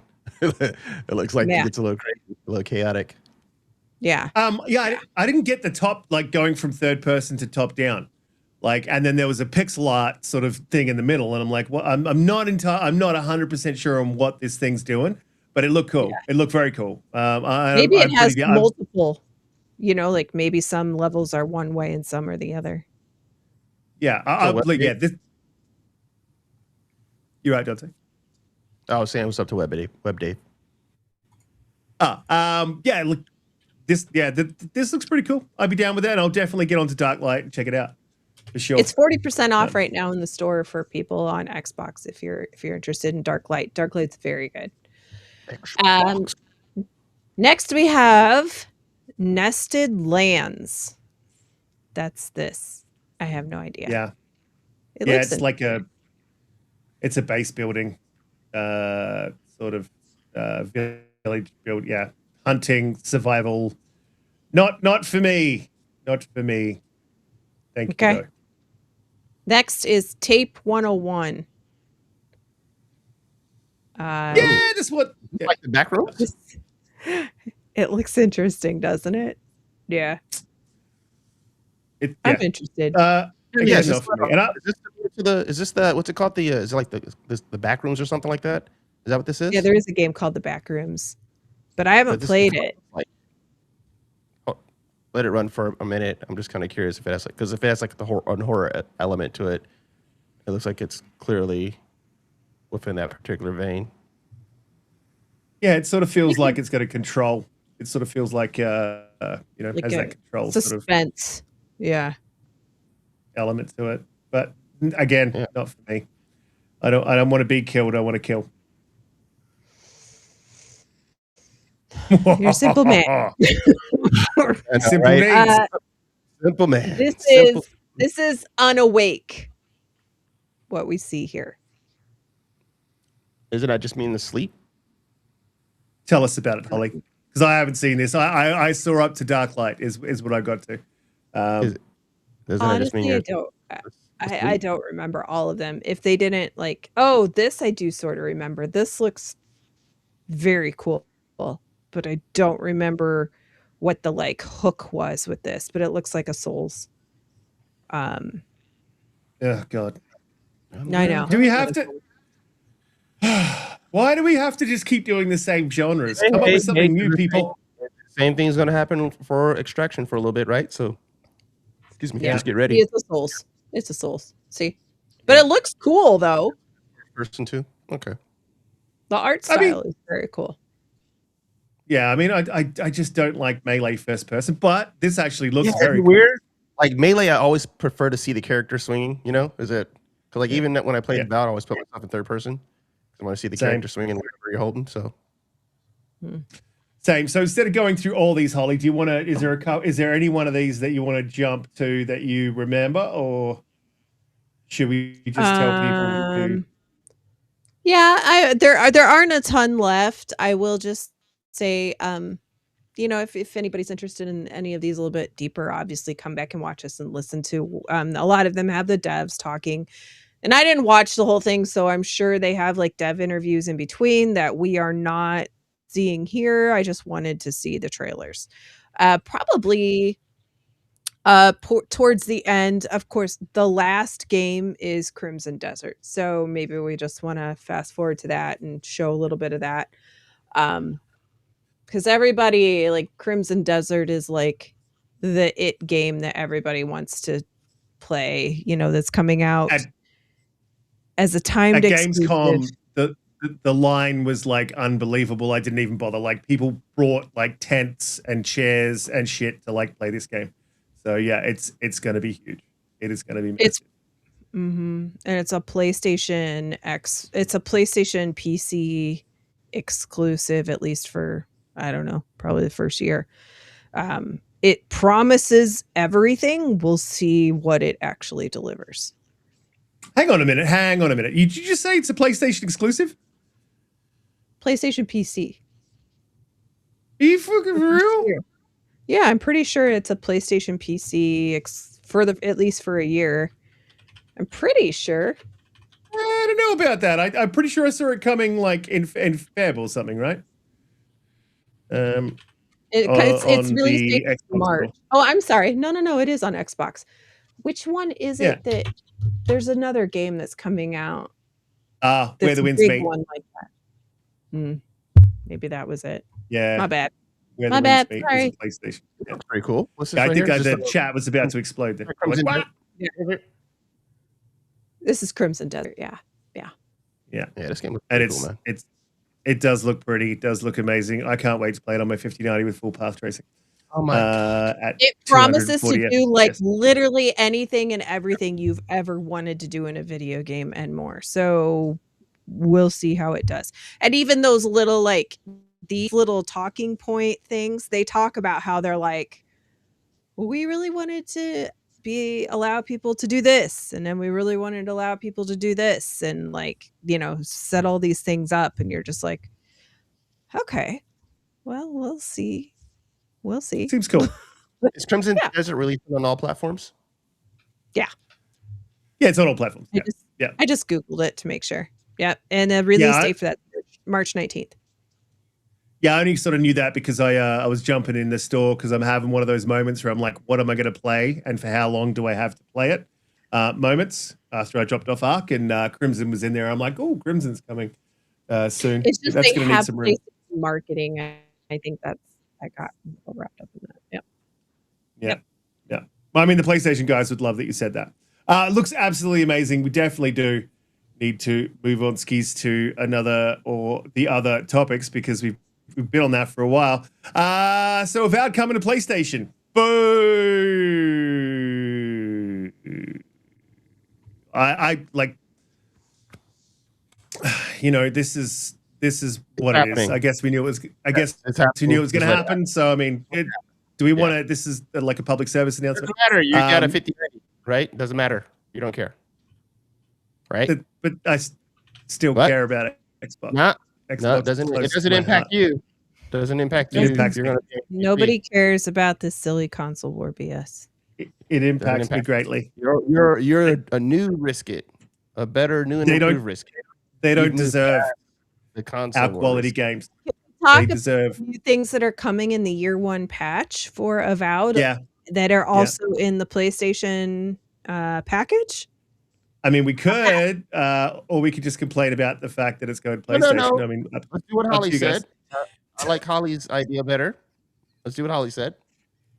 Yeah. So there is a bunch of stuff coming in the new update. So there's going to be some new characters and like different races. So like the dwarves are coming, and there was something else coming as well. They're going to have a new game plus mode, which is also dropping. Finally, that's what I want. Sorry. Yeah, you will have customizable enemies with special resistances in the new game plus to sort of new weapon type. Yeah, there's a quarterstaff. You have there's a semi-aquatic umama. Sorry, but that's the name of it. It's like AUMAUA. Umama. It's a race. It's a race. Yeah. Okay. Yeah. And photo mode. Bring in photo mode. That's going to start like some arguments in Xbox parties or whatever. Someone's going to be like, what race are you? And you're like, mama. Did you say my mama? What'd you say about my mama? Anyway, there's a halfling creature called an Orlan. It's basically a hobbit with a little bit more fur. Yeah, I mean, it's cool they've added that stuff, but I was kind of hoping that they would add like a section to the map that you could go do, because I would definitely go back to Avowed. That was a great game. PlayStation guys should be grateful that we allowed them to have our game, and they have greatness thrust upon them. But they did say in the interview that they're possibly going to pursue expansions on Avowed and sequels. And I'm betting that's got to do with how well it does on PlayStation. So, I really hope they don't buy it on one hand, because I want Xbox to fail on PlayStation. And on the other hand, I want it to do well so I get more game stuff. So, I'm torn. They've already started Avowed 2. There are production on Avowed 2. So I wasn't here what you're talking about. It sounds like some console nonsense. Yeah, Aaron. yeah. So anyway, more Avowed. We like that. We're fans of more Yes. Avowed. Let's get that going. More people to play Avowed, the better. PlayStation guys, if you only play PlayStation, play the game. Thank you. Make it So we can get Ooh. more stuff. Help us get Right. more stuff. That's what we want. What did Cullen Prime say? He said ponies are playing the optimal experience on PS5 and Pro, and we all know PC is the best way to play. As long as they play it. As long as they play it. Have at As it. they Y'all play can it. say I got the best experience on the Pro. Go for it. Just play the game. Yeah. Congrats. I mean, look, it's good that we're getting more stuff. It's good that that we benefit from these guys buying. Yeah. That's the only reason why, like, I think you got to really want to let it go, is because we want these games to continue to be able to be made. And if being released on PlayStation does that, that should be your main sticking point there, Risk It. Think of it that way. There you go. Be happy. Find your inner peace. Don't worry. Be oneness with the game. I on the back of that, they do need Avowed because Code Violet, the reviews are coming in. And I think I wrote, excuse the language, which you occasionally get on this channel, but I think I wrote in the chat as Code Violet sucks dick. So, or not in the chat, on the topics. It's what, because it's the only thing you can say about it. This is the initial line from the IGN review for Code Violet. If you don't know what this is the one that's everyone was hoping was going to be a Dino Crisis. This is a PlayStation exclusive. And it says, let me level with you folks right up top. Code Violet is a bad game. That is the first line from the IGN review. And you could sort of tell it was going to be that way. So I'm grateful that they're going to have something decent to play, because it's been a while over there. And I think they released Helldivers. That was the last good game. Go see Yotai, but I don't know. I don't think Bowtie was like hitting it really. They've played that before, so they need something decent and something good, something new, something wholesome, something that Xbox can provide to them, and we are. So yeah, that's a bit of a PSA. Like Code Violet's terrible. If you do own a PlayStation, do not buy that game.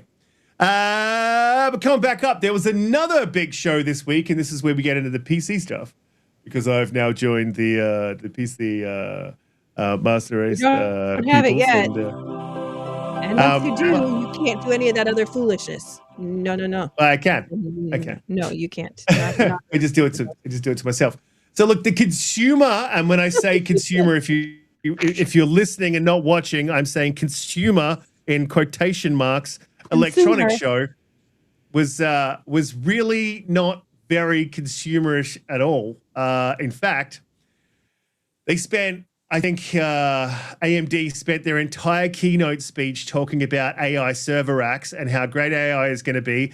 They brought in someone from the White House to talk about the regulatory roadblocks they're removing from AI and AI research, etc. It was weird, man. They brought in a massive AI server rack, and they're like, look how good our server rack is. This is why you're paying $5,000 for a 5090. Risk it. I want you to look at our server rack and like, what the? Who cares? Anything AI. That's what they talked about. NVIDIA also came out, and most of their keynote was about AI. I'm like, this is the Consumer Electronics Show. Read the fucking room. Like, none of us want to hear about your AI bullshit. We want to hear about new graphics cards, right? However, they did show some new graphics cards, and there is a whole bunch of stuff coming out, which is, I guess, pretty cool. And the only problem I have with it will cost you an arm and a leg, and you won't be able to get them. Like, don't care. This is the problem that I have with this. Like, why are you releasing new graphics cards, right? 5090s, new variants of 5090s, when we can't even get the ones you've got on the market? What the hell is going on over there, man? Like I said, I spent the last 2 weeks looking at 5090s and which one I was going to get. And like the lower variants, the ones that aren't like, tippy top of the market, they're still good. They're still 5090s. They still do the job. Obviously not what I wanted, but it, like, for 2 weeks, they were getting sold out, but they're also being pulled off the market and then reposted on the market, adding a couple of $100 to each 5090. Like, so The graphics card that I got 2 weeks ago, that graphics card was $5,299. What I ended up buying it for 2 weeks later was $5,799. So like you're adding $500 to $600 to each card just as you go. So look, if you guys are in the market for a graphics card, I would say don't wait, jump on it now. Just jump on it immediately. Don't wait, because I waited a couple of weeks and all that happened is I paid an extra 600 whatever bucks. So what else happened at the consumer show? That is it. It was a show for executives. And even the AMD keynote, like for the Consumer Electronics Show, was even listed as a corporate keynote speech. So I don't know what happened to the Consumer Electronics shows for the big boys, but it seems like they don't give a shit. They don't give a shit about in the name of the show. They don't give a shit about consumers. Yeah, they don't care. They don't care. They care about AI server racks and fuck everyone else. NVIDIA has come out and confirmed the rumors that they're cutting graphics card production by 40%. We've lost another memory producer. They've pulled out of the consumer market, and they're selling. So yeah, like it is getting absolutely wild. This is going to be very interesting, I think, going forward into the future on what it's going to cost us, which sort of leads us to the next thing that Holly found for as a topic this morning. So there's rumors. Oh, by the way, this is the funniest thing that came out of the whole price increases and the whole thing that's going on. Is Fan Vicky, if you don't know who that is, that's the guy from Larian, the lead, and he said SSDs means that Larian will be doing lots of optimization in Divinity's early access that we didn't necessarily want to do at that point in time. So now developers are like, oh, God damn it, we're going to have to optimize our games. So there's a positive. I wanted to leave you with a positive, and I'll probably link that article because it's fucking hilarious that he said that. I'll link that article in the description of the show, but I was like, you really just say that out loud? It's like, no, we never optimize as much as we can. You know, that's why these games come out like this. But I mean, Larians are pretty good. There was that whole Series S thing. Anyway, look, moving on. This obviously is going to have a pretty huge effect on, the prices of new consoles.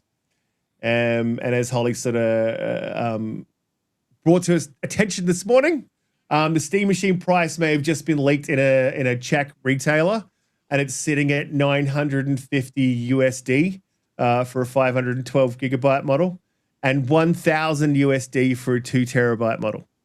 Next Xbox, $999. Holly, you're muted. Mute, Holly.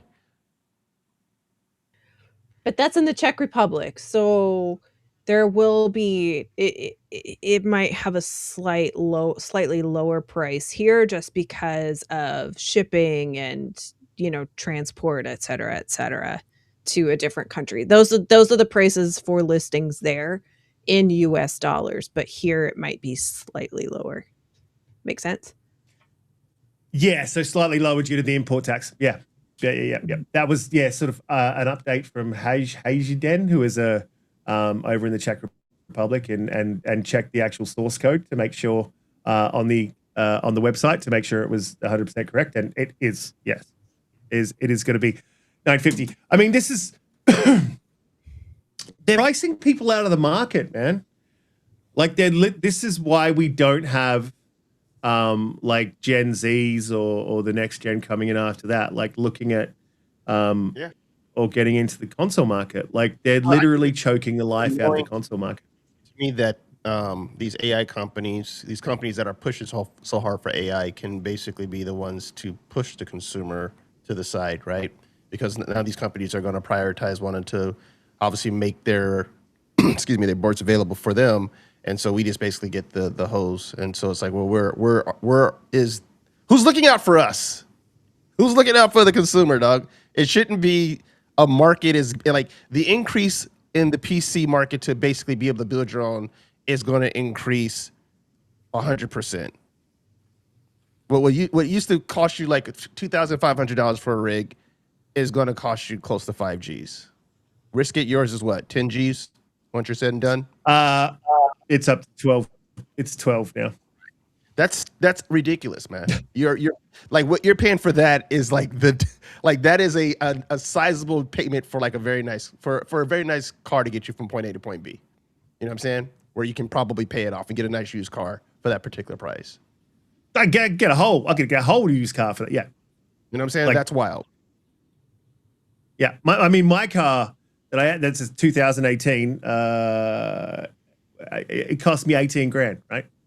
So it's only like 5 grand short, 6 grand short of a full 2018. When I bought it, it was like 2020. So like unbelievable. It's unbelievable pricing. But what does it mean for the console market? I like Holly, I think you said Xbox 99, or Dante, was that you? No way. It's going to be 1,200 minimum. That's minimum. I mean, when you look at the Steam box, yeah.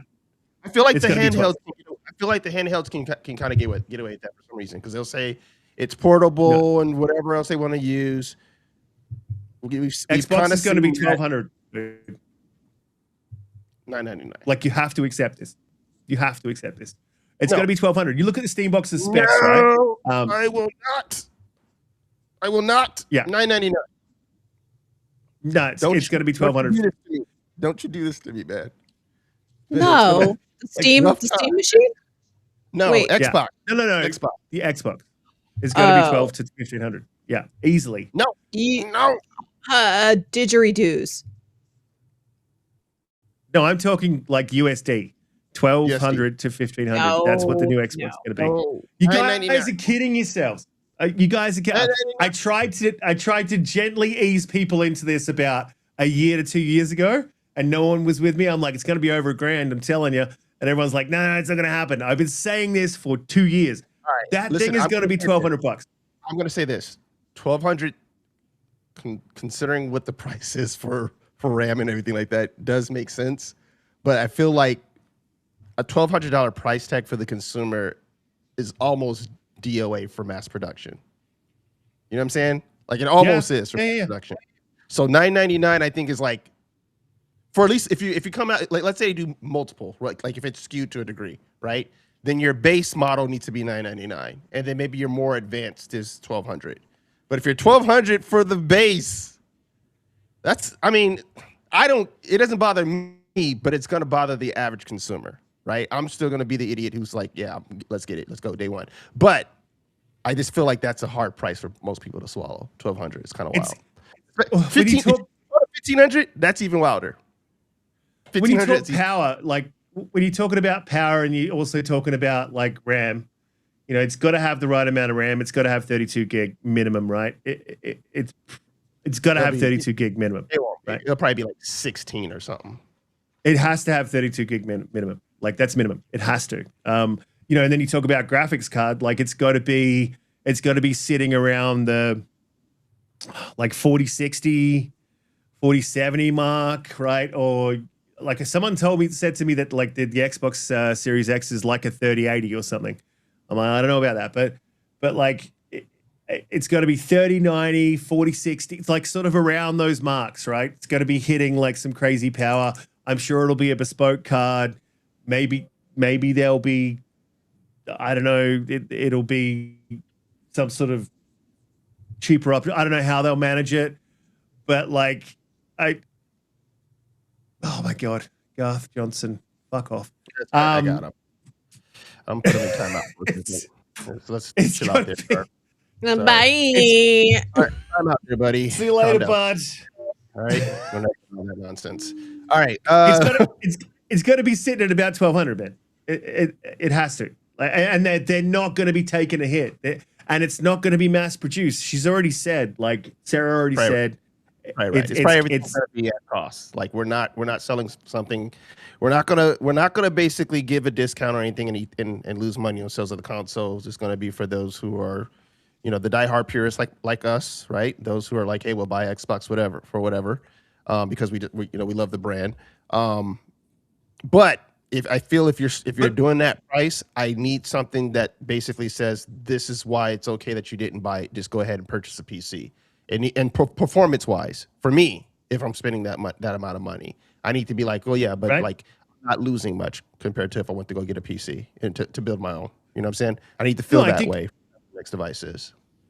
No, I think that's a thing. And then the other thing to think about here is with this pricing, there's not many people that can go out and purchase a 5090. Like I'm just in a very fortunate position. There's not many people that can afford to spend. I think in the US, you guys are tipped to end up with 5090s being 5,000 US. That's what they reckon middle of the year, right? And at the moment, your 5090s is sitting at $3,000, right? Has filled all of us. Xbox has never filled me. I would have felt that for sure. It's square and sharp. I'm sure that there would be wounds. went to a really, really weird place. Anyway, my point being is with cards becoming more expensive and PC becoming more expensive, there is sort of a shift, right? There may be a shift towards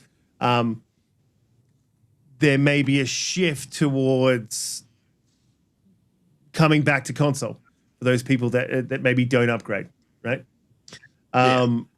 So there's a possibility there that sort of opens it up for the console. But I also don't think that the Xbox is going to be underpowered. I think it's going to come out hard hitting with power, hard hitting with storage, hard hitting with RAM, and I think they're probably gonna be in that premium sort of section of the market, and you're gonna have to pay for it, right?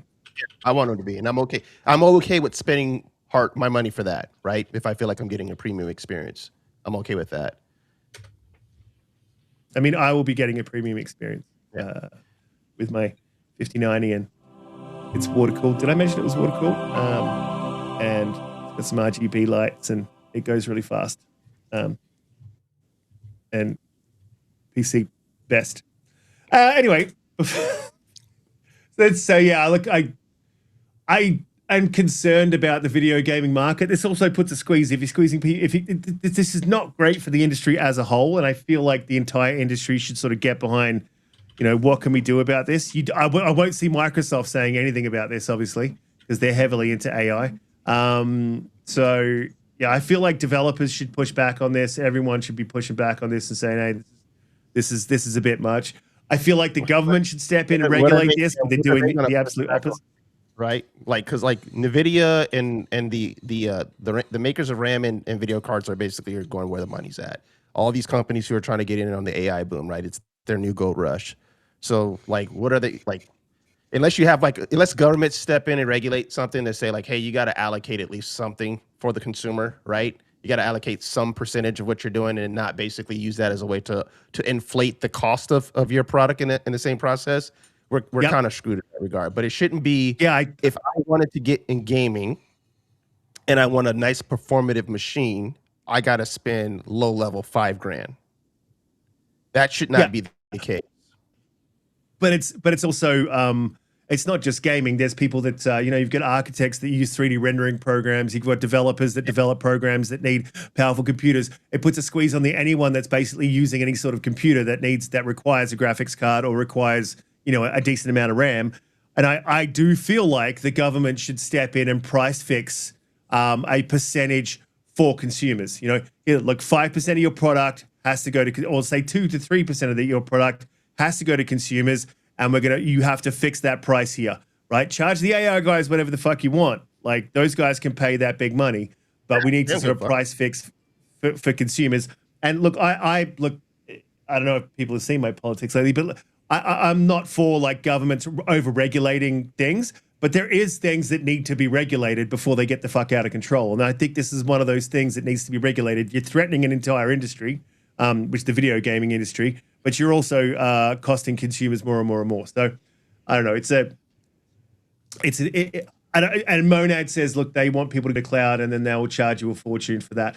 Yeah, look, the cloud's not there yet. So again, it's that push towards cloud, or it's just we're not there yet with it. That also just keeps you into some type of infinite subscription service, right? Because if everything's on cloud, you always got to pay for some type of access to basically be able to do so, to play their games.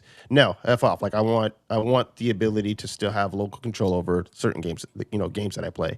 Like that's something I want. I want the same thing with movies, right? Where I can basically save something, and if I don't have an internet connection, I can still basically go ahead and press play on that movie that's downloaded to my screen. So the same thing I want for my games. I don't want to have to rely, especially in the U.S. Like the U.S.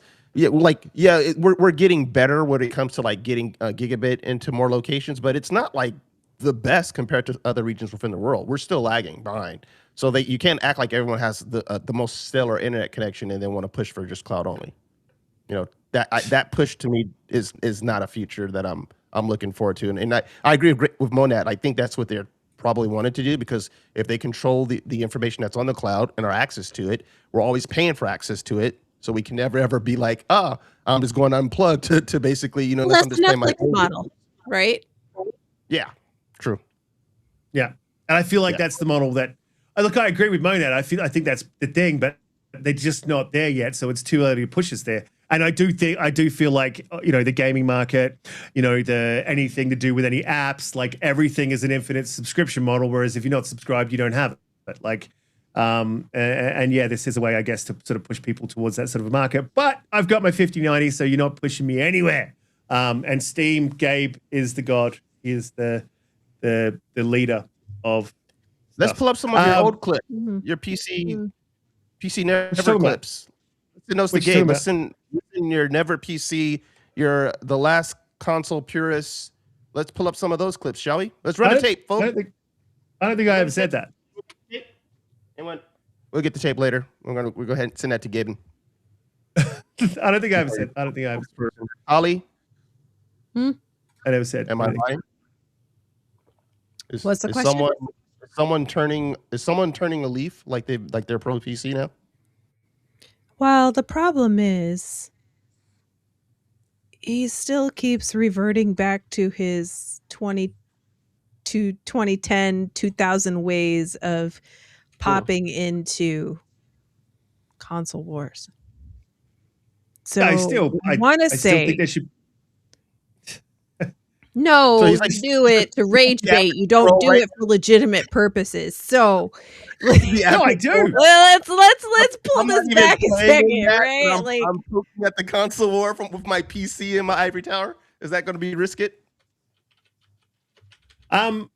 I genuinely believe that there should be exclusives, especially for Xbox, and I also think that PlayStation's been like, yes, there's a little bit of rage baiting there because it's funny to watch them like flip out, but I genuinely think that PlayStation has sort of screwed its consumers. This, like, they haven't delivered, and no one's holding them accountable. So very occasionally, I will dip my toe into holding them accountable. That's, you know, I'm all for responsibilities, and PlayStation has responsibility to their consumers to deliver, and they haven't. They've delivered multiple remasters. I mean, they've delivered on that. That's a win, right? Anyway, we do have a couple other topics sort of left. Helldivers, keep an eye out for a major. This is just the PSA. If you're still playing Helldivers, keep an eye out for a major update coming with that. They're going to deliver a major update, so that's pretty exciting. I'm pretty excited. Holly will be jumping into that. I will shoot her in the back of the head, and we'll just all laugh about it and have a good time. So looking forward to that. And I don't know if you guys saw this, but GOG has been sold by CD Projekt Red back to the original creators. So I think that this is a very, very good thing. I mean, what the original co-founder said was, he said that we believe the game that shaped us deserve to stay alive, should be easy to find, buy, download, and play forever. But time is so annoyingly good at erasing them. So yeah, he said the difference between I'm playing today, the game lives on, and I'll play someday, the game dies. As he put it, GOG stands for freedom, independence, and genuine control of your IPs, the IPs that you've bought to own. So, I mean, that's fantastic news that we're going to get obviously more games that are going to stay within that GOG cloud. But also, he did mention, the CD Projekt Red, their games would still continue to go into GOG and still continue to be available there. So there's obviously that within the deal. I think this is only a good thing for myself. Holly, how'd you feel about this one? Sorry, about GOG being sold back to the original creator. Yeah. Good thing, bad thing. Don't care. I actually forgot that it was held by CD Projekt Red. But I mean, I actually consider it a really cool thing that CD Projekt had it before, because they've always been committed to game preservation, right? Like that is their number one focus. That's like their number one mantra is game preservation.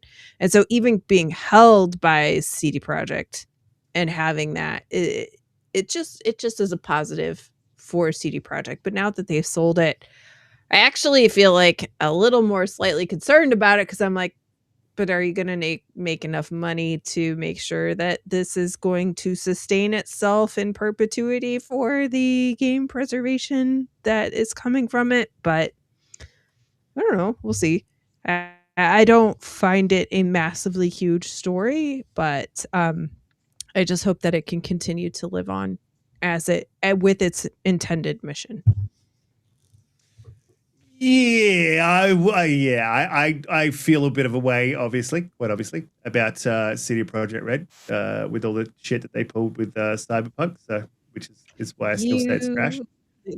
God forbid anybody ever get a second chance with Risk It. Like, you stub his toe once, that's it. Like, you are a toe stubber for life. I mean, this is the thing. Like, if you depends on what you do, but what they did was very, very egregious. But it's not just them. There's been so many people. So why you use them as the scapegoat when a lot of people never put the effort into making their disaster better? They put so much money, so much time and effort, all of the things into that game. And yes, it was a big flub, and I'm sure they've learned from it. But like, I mean, that game is an absolute masterpiece. It is like top 3 game of the generation. And if you remember, The Witcher 3 was the same thing when it came out. When you get your PC, No, it wasn't anywhere near as bad. No, when you get your PC, you got to play it. That's enough of the bullshitting. Especially with all the crazy settings you're going to be able to run for it. That thing's going to look ridiculous on your machine. So when you get your PC up, you got to. Nope, I'm over it. It's time. Yeah, I don't know if I'll have the power to manage Cyberpunk. What are you talking about? You're getting a 12,000. He's trolling. I don't know if I'll be able to manage. Yeah, I'm taking everything. I need you to hold on real quick. I need you. All right, let's make this happen though, so that way, and then you can brag about it, about the glory of your machine, and I will, and I can. Yeah, I'll stomach it.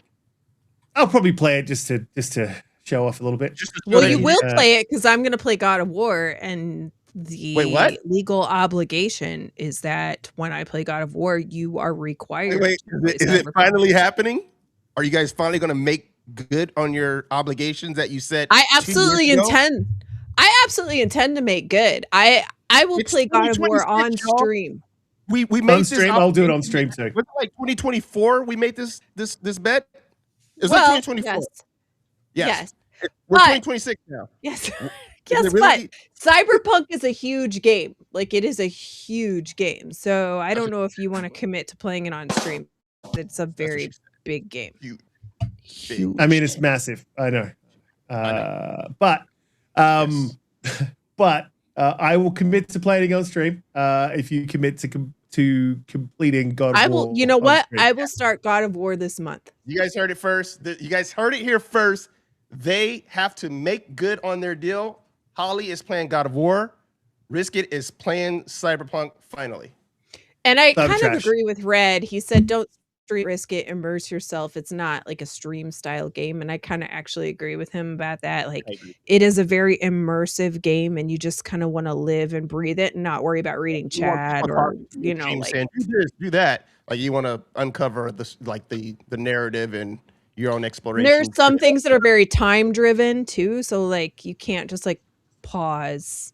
I can think of one mission just off the top of my head. Like, there's a time like sensitive thing that happens with it. So you just want to be able to live it and like not think about and even like I would say don't play it in party chat, just play it. Just play it. Yep, Just I agree. play it. Uh, All right. Well, Do it. I'll stream a bit of it, and then I'll play the first hour or two, and then I'll stream a bit of it. Play the just to first prove- bit until you get into the open world on your own. Mhm. And So you make then it past maybe that that's first when you stream. mission. That first main mission, I think. That first main one. You'll know the point when it happens where you're like, okay, it all opens up now. And then from there, on your own. I mean, does it really open up? No, it's Mm-hmm. crash game. Mhm. Crash game. Oh yeah, it does. Cops just appear behind you out of nowhere, like real life. I think we pretty much covered everything from most of the last couple of weeks that has been big, massive. There is one more thing that was a little bit that Holly sort of dropped in the chat, and I don't know exactly where this came from, Holly. So you might want to run this one real quick. But this is what I've. This is kind of what I've been waiting for as to why I haven't got an Elite. I've been waiting for the Elite 3 because I know that there's problems with the Elite 2. So I'll read out what you've dropped in the chat. Microsoft is reportedly planning to release Xbox controllers, including the Xbox Elite Wireless Controller Series 3, with a direct to Wi-Fi connection feature in 2026. This functionality is intended to reduce latency, particularly for cloud gaming scenarios. Don't care. Primary new feature is for the ability for the controller to connect directly to Wi-Fi router, which eliminates the latency associated with Bluetooth connections and improvement for cloud gaming performance. Seamless switching. The new controllers are expected to make it easy to switch between different platforms such as consoles, PC, and cloud gaming. Well, that's good for me. Multiple connectivity options. In addition, the controllers will still support existing methods, including standard Xbox Wireless and Bluetooth 5.2 connectivity compatibility for a wide range of devices. Other potential features: haptic feedback. The new controllers might have to include advanced precision haptic feedback and adaptive triggers, a feature similar to the Sony PlayStation DualSense controller. Improved design. Internal documents suggest features like quieter buttons and thumbsticks and rechargeable swappable battery systems and modular thumbstick to allow for easier repairability. Do you know what pisses my missus off is when the rumble pack's going? She's like, does it have to rumble like that? And I'm like, yes, it does. It does. Yes, it does. Yeah. So accelerometer. An accelerometer may be included, which could be used for accelerometer 3D 2000. Which could be used for motion controls or other innovative input methods. These details are based on rumors and internal documents leaked during the FTC case in 2023, as well as a recent insider reports from sources like Windows Central. So specific features and the release date are subject to change. AI can make mistakes, so double-click the responses. What does that mean? Did you check it on AI? Google recommended this to me. Okay. So it pulled from, it has all the direct sources that it pulled it from. Okay. But it was like 9 different sources. So I think it's pretty legit. So there's a bunch of, it's coming from Tech Radar, Matt Swider. Bunch of sources. Pure Xbox. Ooh, Sibyl. So I mean that's it. That's your PPC. That's kind of why. Yeah. Well, no, I'm going to use the Xbox controller, of course. But this is why I've been waiting. Like I've literally waited. You don't even have an Elite. But it's because you gotta have an Elite. Like you should even get the Elite. I have very little problems at all with my Elite 2. I had the original black Elite 2 for over 5 years before I ever started having any problems with it at all. And the battery was not the problem. This swappable battery thing I don't actually love because my Elite controllers, that's all I use now. My Elite controllers, they last for like weeks. Weeks. They're fantastic. And the battery never goes bad. It's a paddle, it's it's a thumbstick with strict drift. It's a bumper. It's something like that that goes bad before the battery starts to poop out. Yeah, for me, it's They're my great. bumpers. Every time mine, I'm on my fourth one, but it's always the bumpers for me. That's the one thing that I tend to be too hard on, and so the I right had or the left stick bumper. drift on with that black one I had stick drift eventually, but it took 5 years to get that. Well worth And it. if I was not being lazy, I could have sent a few of them in, and they would have basically just replaced them because they were doing that pretty consistent for a while. Where if you could just send it in, it could be like after the fact, and then they would just basically replace it for you and send you out a new one. I was just being lazy and just just like not wanting the hassle and just bought another one. But one I did actually use the warranty, and Microsoft just went ahead and sent me a new one. So Red Wolf did that. He had a custom, and it was like years after. And he messaged them to see if he could just get it fixed because he made it custom. He really liked it, right? And he wanted to change a part out. And they were just like, hey, man, we've seen that you're a good customer with us for that. We're just going to recreate it and send it to you. No problem. So they're good. Hey, Holly, They are good. in the custom design labs, they've added a new one, a new design. Fallout one. Yeah. Yeah. I love Fallout. It's one of my favorite franchises ever. I think that there are better designs for Fallout than what's there, but I do appreciate it. And I have like 4 elites right now. So you have 4 elites? I have 4 or 5 at least. I've got this Doom one here right now. Too. I got 3 of the core ones, so like the white one. I got 3 of those. Yeah, I got the blue one. Yep. The OG black ones. So 2 of the OG black ones and 3 of the core white and black ones. I got the this one. is I really like this is the one that I've had sitting in the design store for a while. Do it, dude. Pull the trigger. They're worth it. They are so worth it. You will never go back to the standard controller. The battery life alone, it's just so it's so night and day to not have to worry about like swapping out batteries every 2 or 3 days if you game quite a bit, right? And I literally put the charger and I take it off like once a week. And you don't even honestly, I don't even need it to charge it that often. I like use it for a lot of stuff. I will tell you, the life-changing event is it takes a little practice to get used to it. But if you map those back paddles, put both of the back paddles on, and if you map the paddles to A, B, and X, Y, you literally never have to take your thumbs off the thumbsticks, and you can A, B, X, Y and use your thumbs at the same time. And it is life-changing on how good it is. That helps with COD. Plus the short trigger. I put the short trigger pulls for FPS games. Game changer. Total game changer. I mean, I'm always at the top of the leaderboard in those games anyway, so I don't know how I could be much better than I am. But I mean, if this is there, you live in Australia. There's like 12 people playing, right? So is there anything above first? You have that ping that basically it's the rest of the world that's caught up to the fact that you've moved 12 feet away from them. But yeah, we get it. Is there's nothing above first though, right? Is it? Is like that is the tipping top? Yes, there's the rest of the world outside of your little island.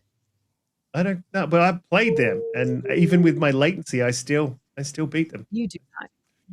I definitely do. Yeah, I mean, you've seen it firsthand. You just don't want to admit it. No, I've seen you kill me firsthand. Well, I mean, yeah, you ran in front of my bullets. He literally said earlier, "I'll shoot you in the head when you're on my tape." He said it. He said it. Do that. Rewind the tape. True. I would never do that. That's not something I would do. Well, look, it's been an absolutely fantastic show. We definitely do have to wrap it up. I will probably get an elite, I think, to celebrate the $12,000 I spent on a PC. But yeah, Dante, you want to let the people know where they can find you, what you're up to, on all that good stuff. Yeah, yep. Catch me on the socials, Dante J Moody. Catch me here on Fridays, and hopefully catch me on a no longer bothering Holly and Risk It to make good on their deal to play these games. And I'm gonna do their streams if they actually play these games. That would be nice. Play God of War? Yes, I have. Son of a bitch. Yeah. See, I'm the only one who's played both of these games.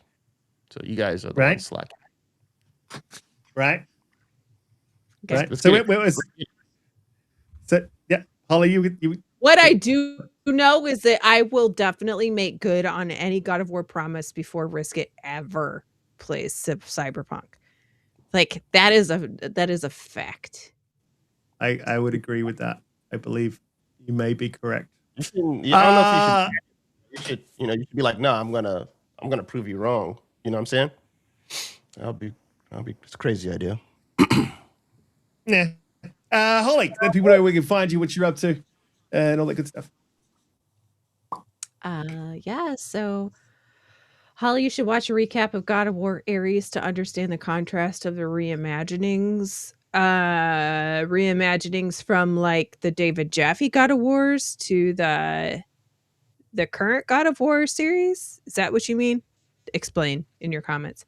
Yeah, thanks, chat. Thanks for being back with us. Happy New Year. Happy 2026. Hopefully it comes with many fun times, great gaming sessions, and please come back and engage with us in chat. I did do a video for New Year's resolutions for gamers.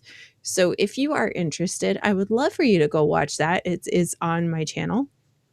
Other than that, I am going to get back into streaming, and I really want to get back to baby steps, but maybe I will piggyback gaming baby steps and God of War back to back. But I do need to make good on my promise for God of War. I've meant to do it for a very long time, but it seems like the right time, and maybe I could get through that before Resident Evil comes out. That would be good. But Lies. RV there yet? Yes, Red. I really want to play RV there yet, but it is definitely a co-op game. I so want to play RV there yet. Anyway, I want you to play God of War, and when you play it, I want you to be like, "Oh my god, this is amazing." 110%. I don't think that's what my response is going to be. But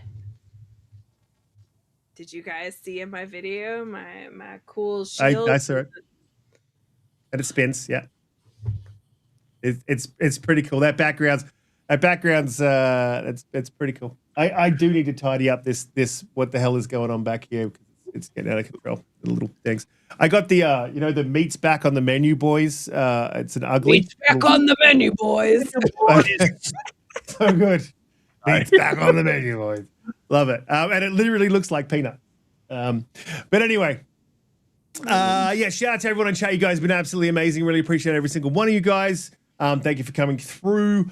I don't think we'll be live next week, but we'll be live the week after.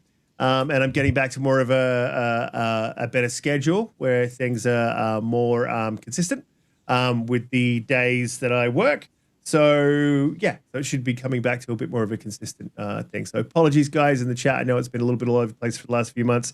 But it will come back to being more consistent. And it's a fucking fantastic show. Thank you, Holly. Thank you, Dante. You guys are amazing for coming through. And I guess we'll see you all on the next one. Yeah? We will see you in the next one where we will ask the questions. Have a great weekend, everybody. Appreciate you guys. Much love.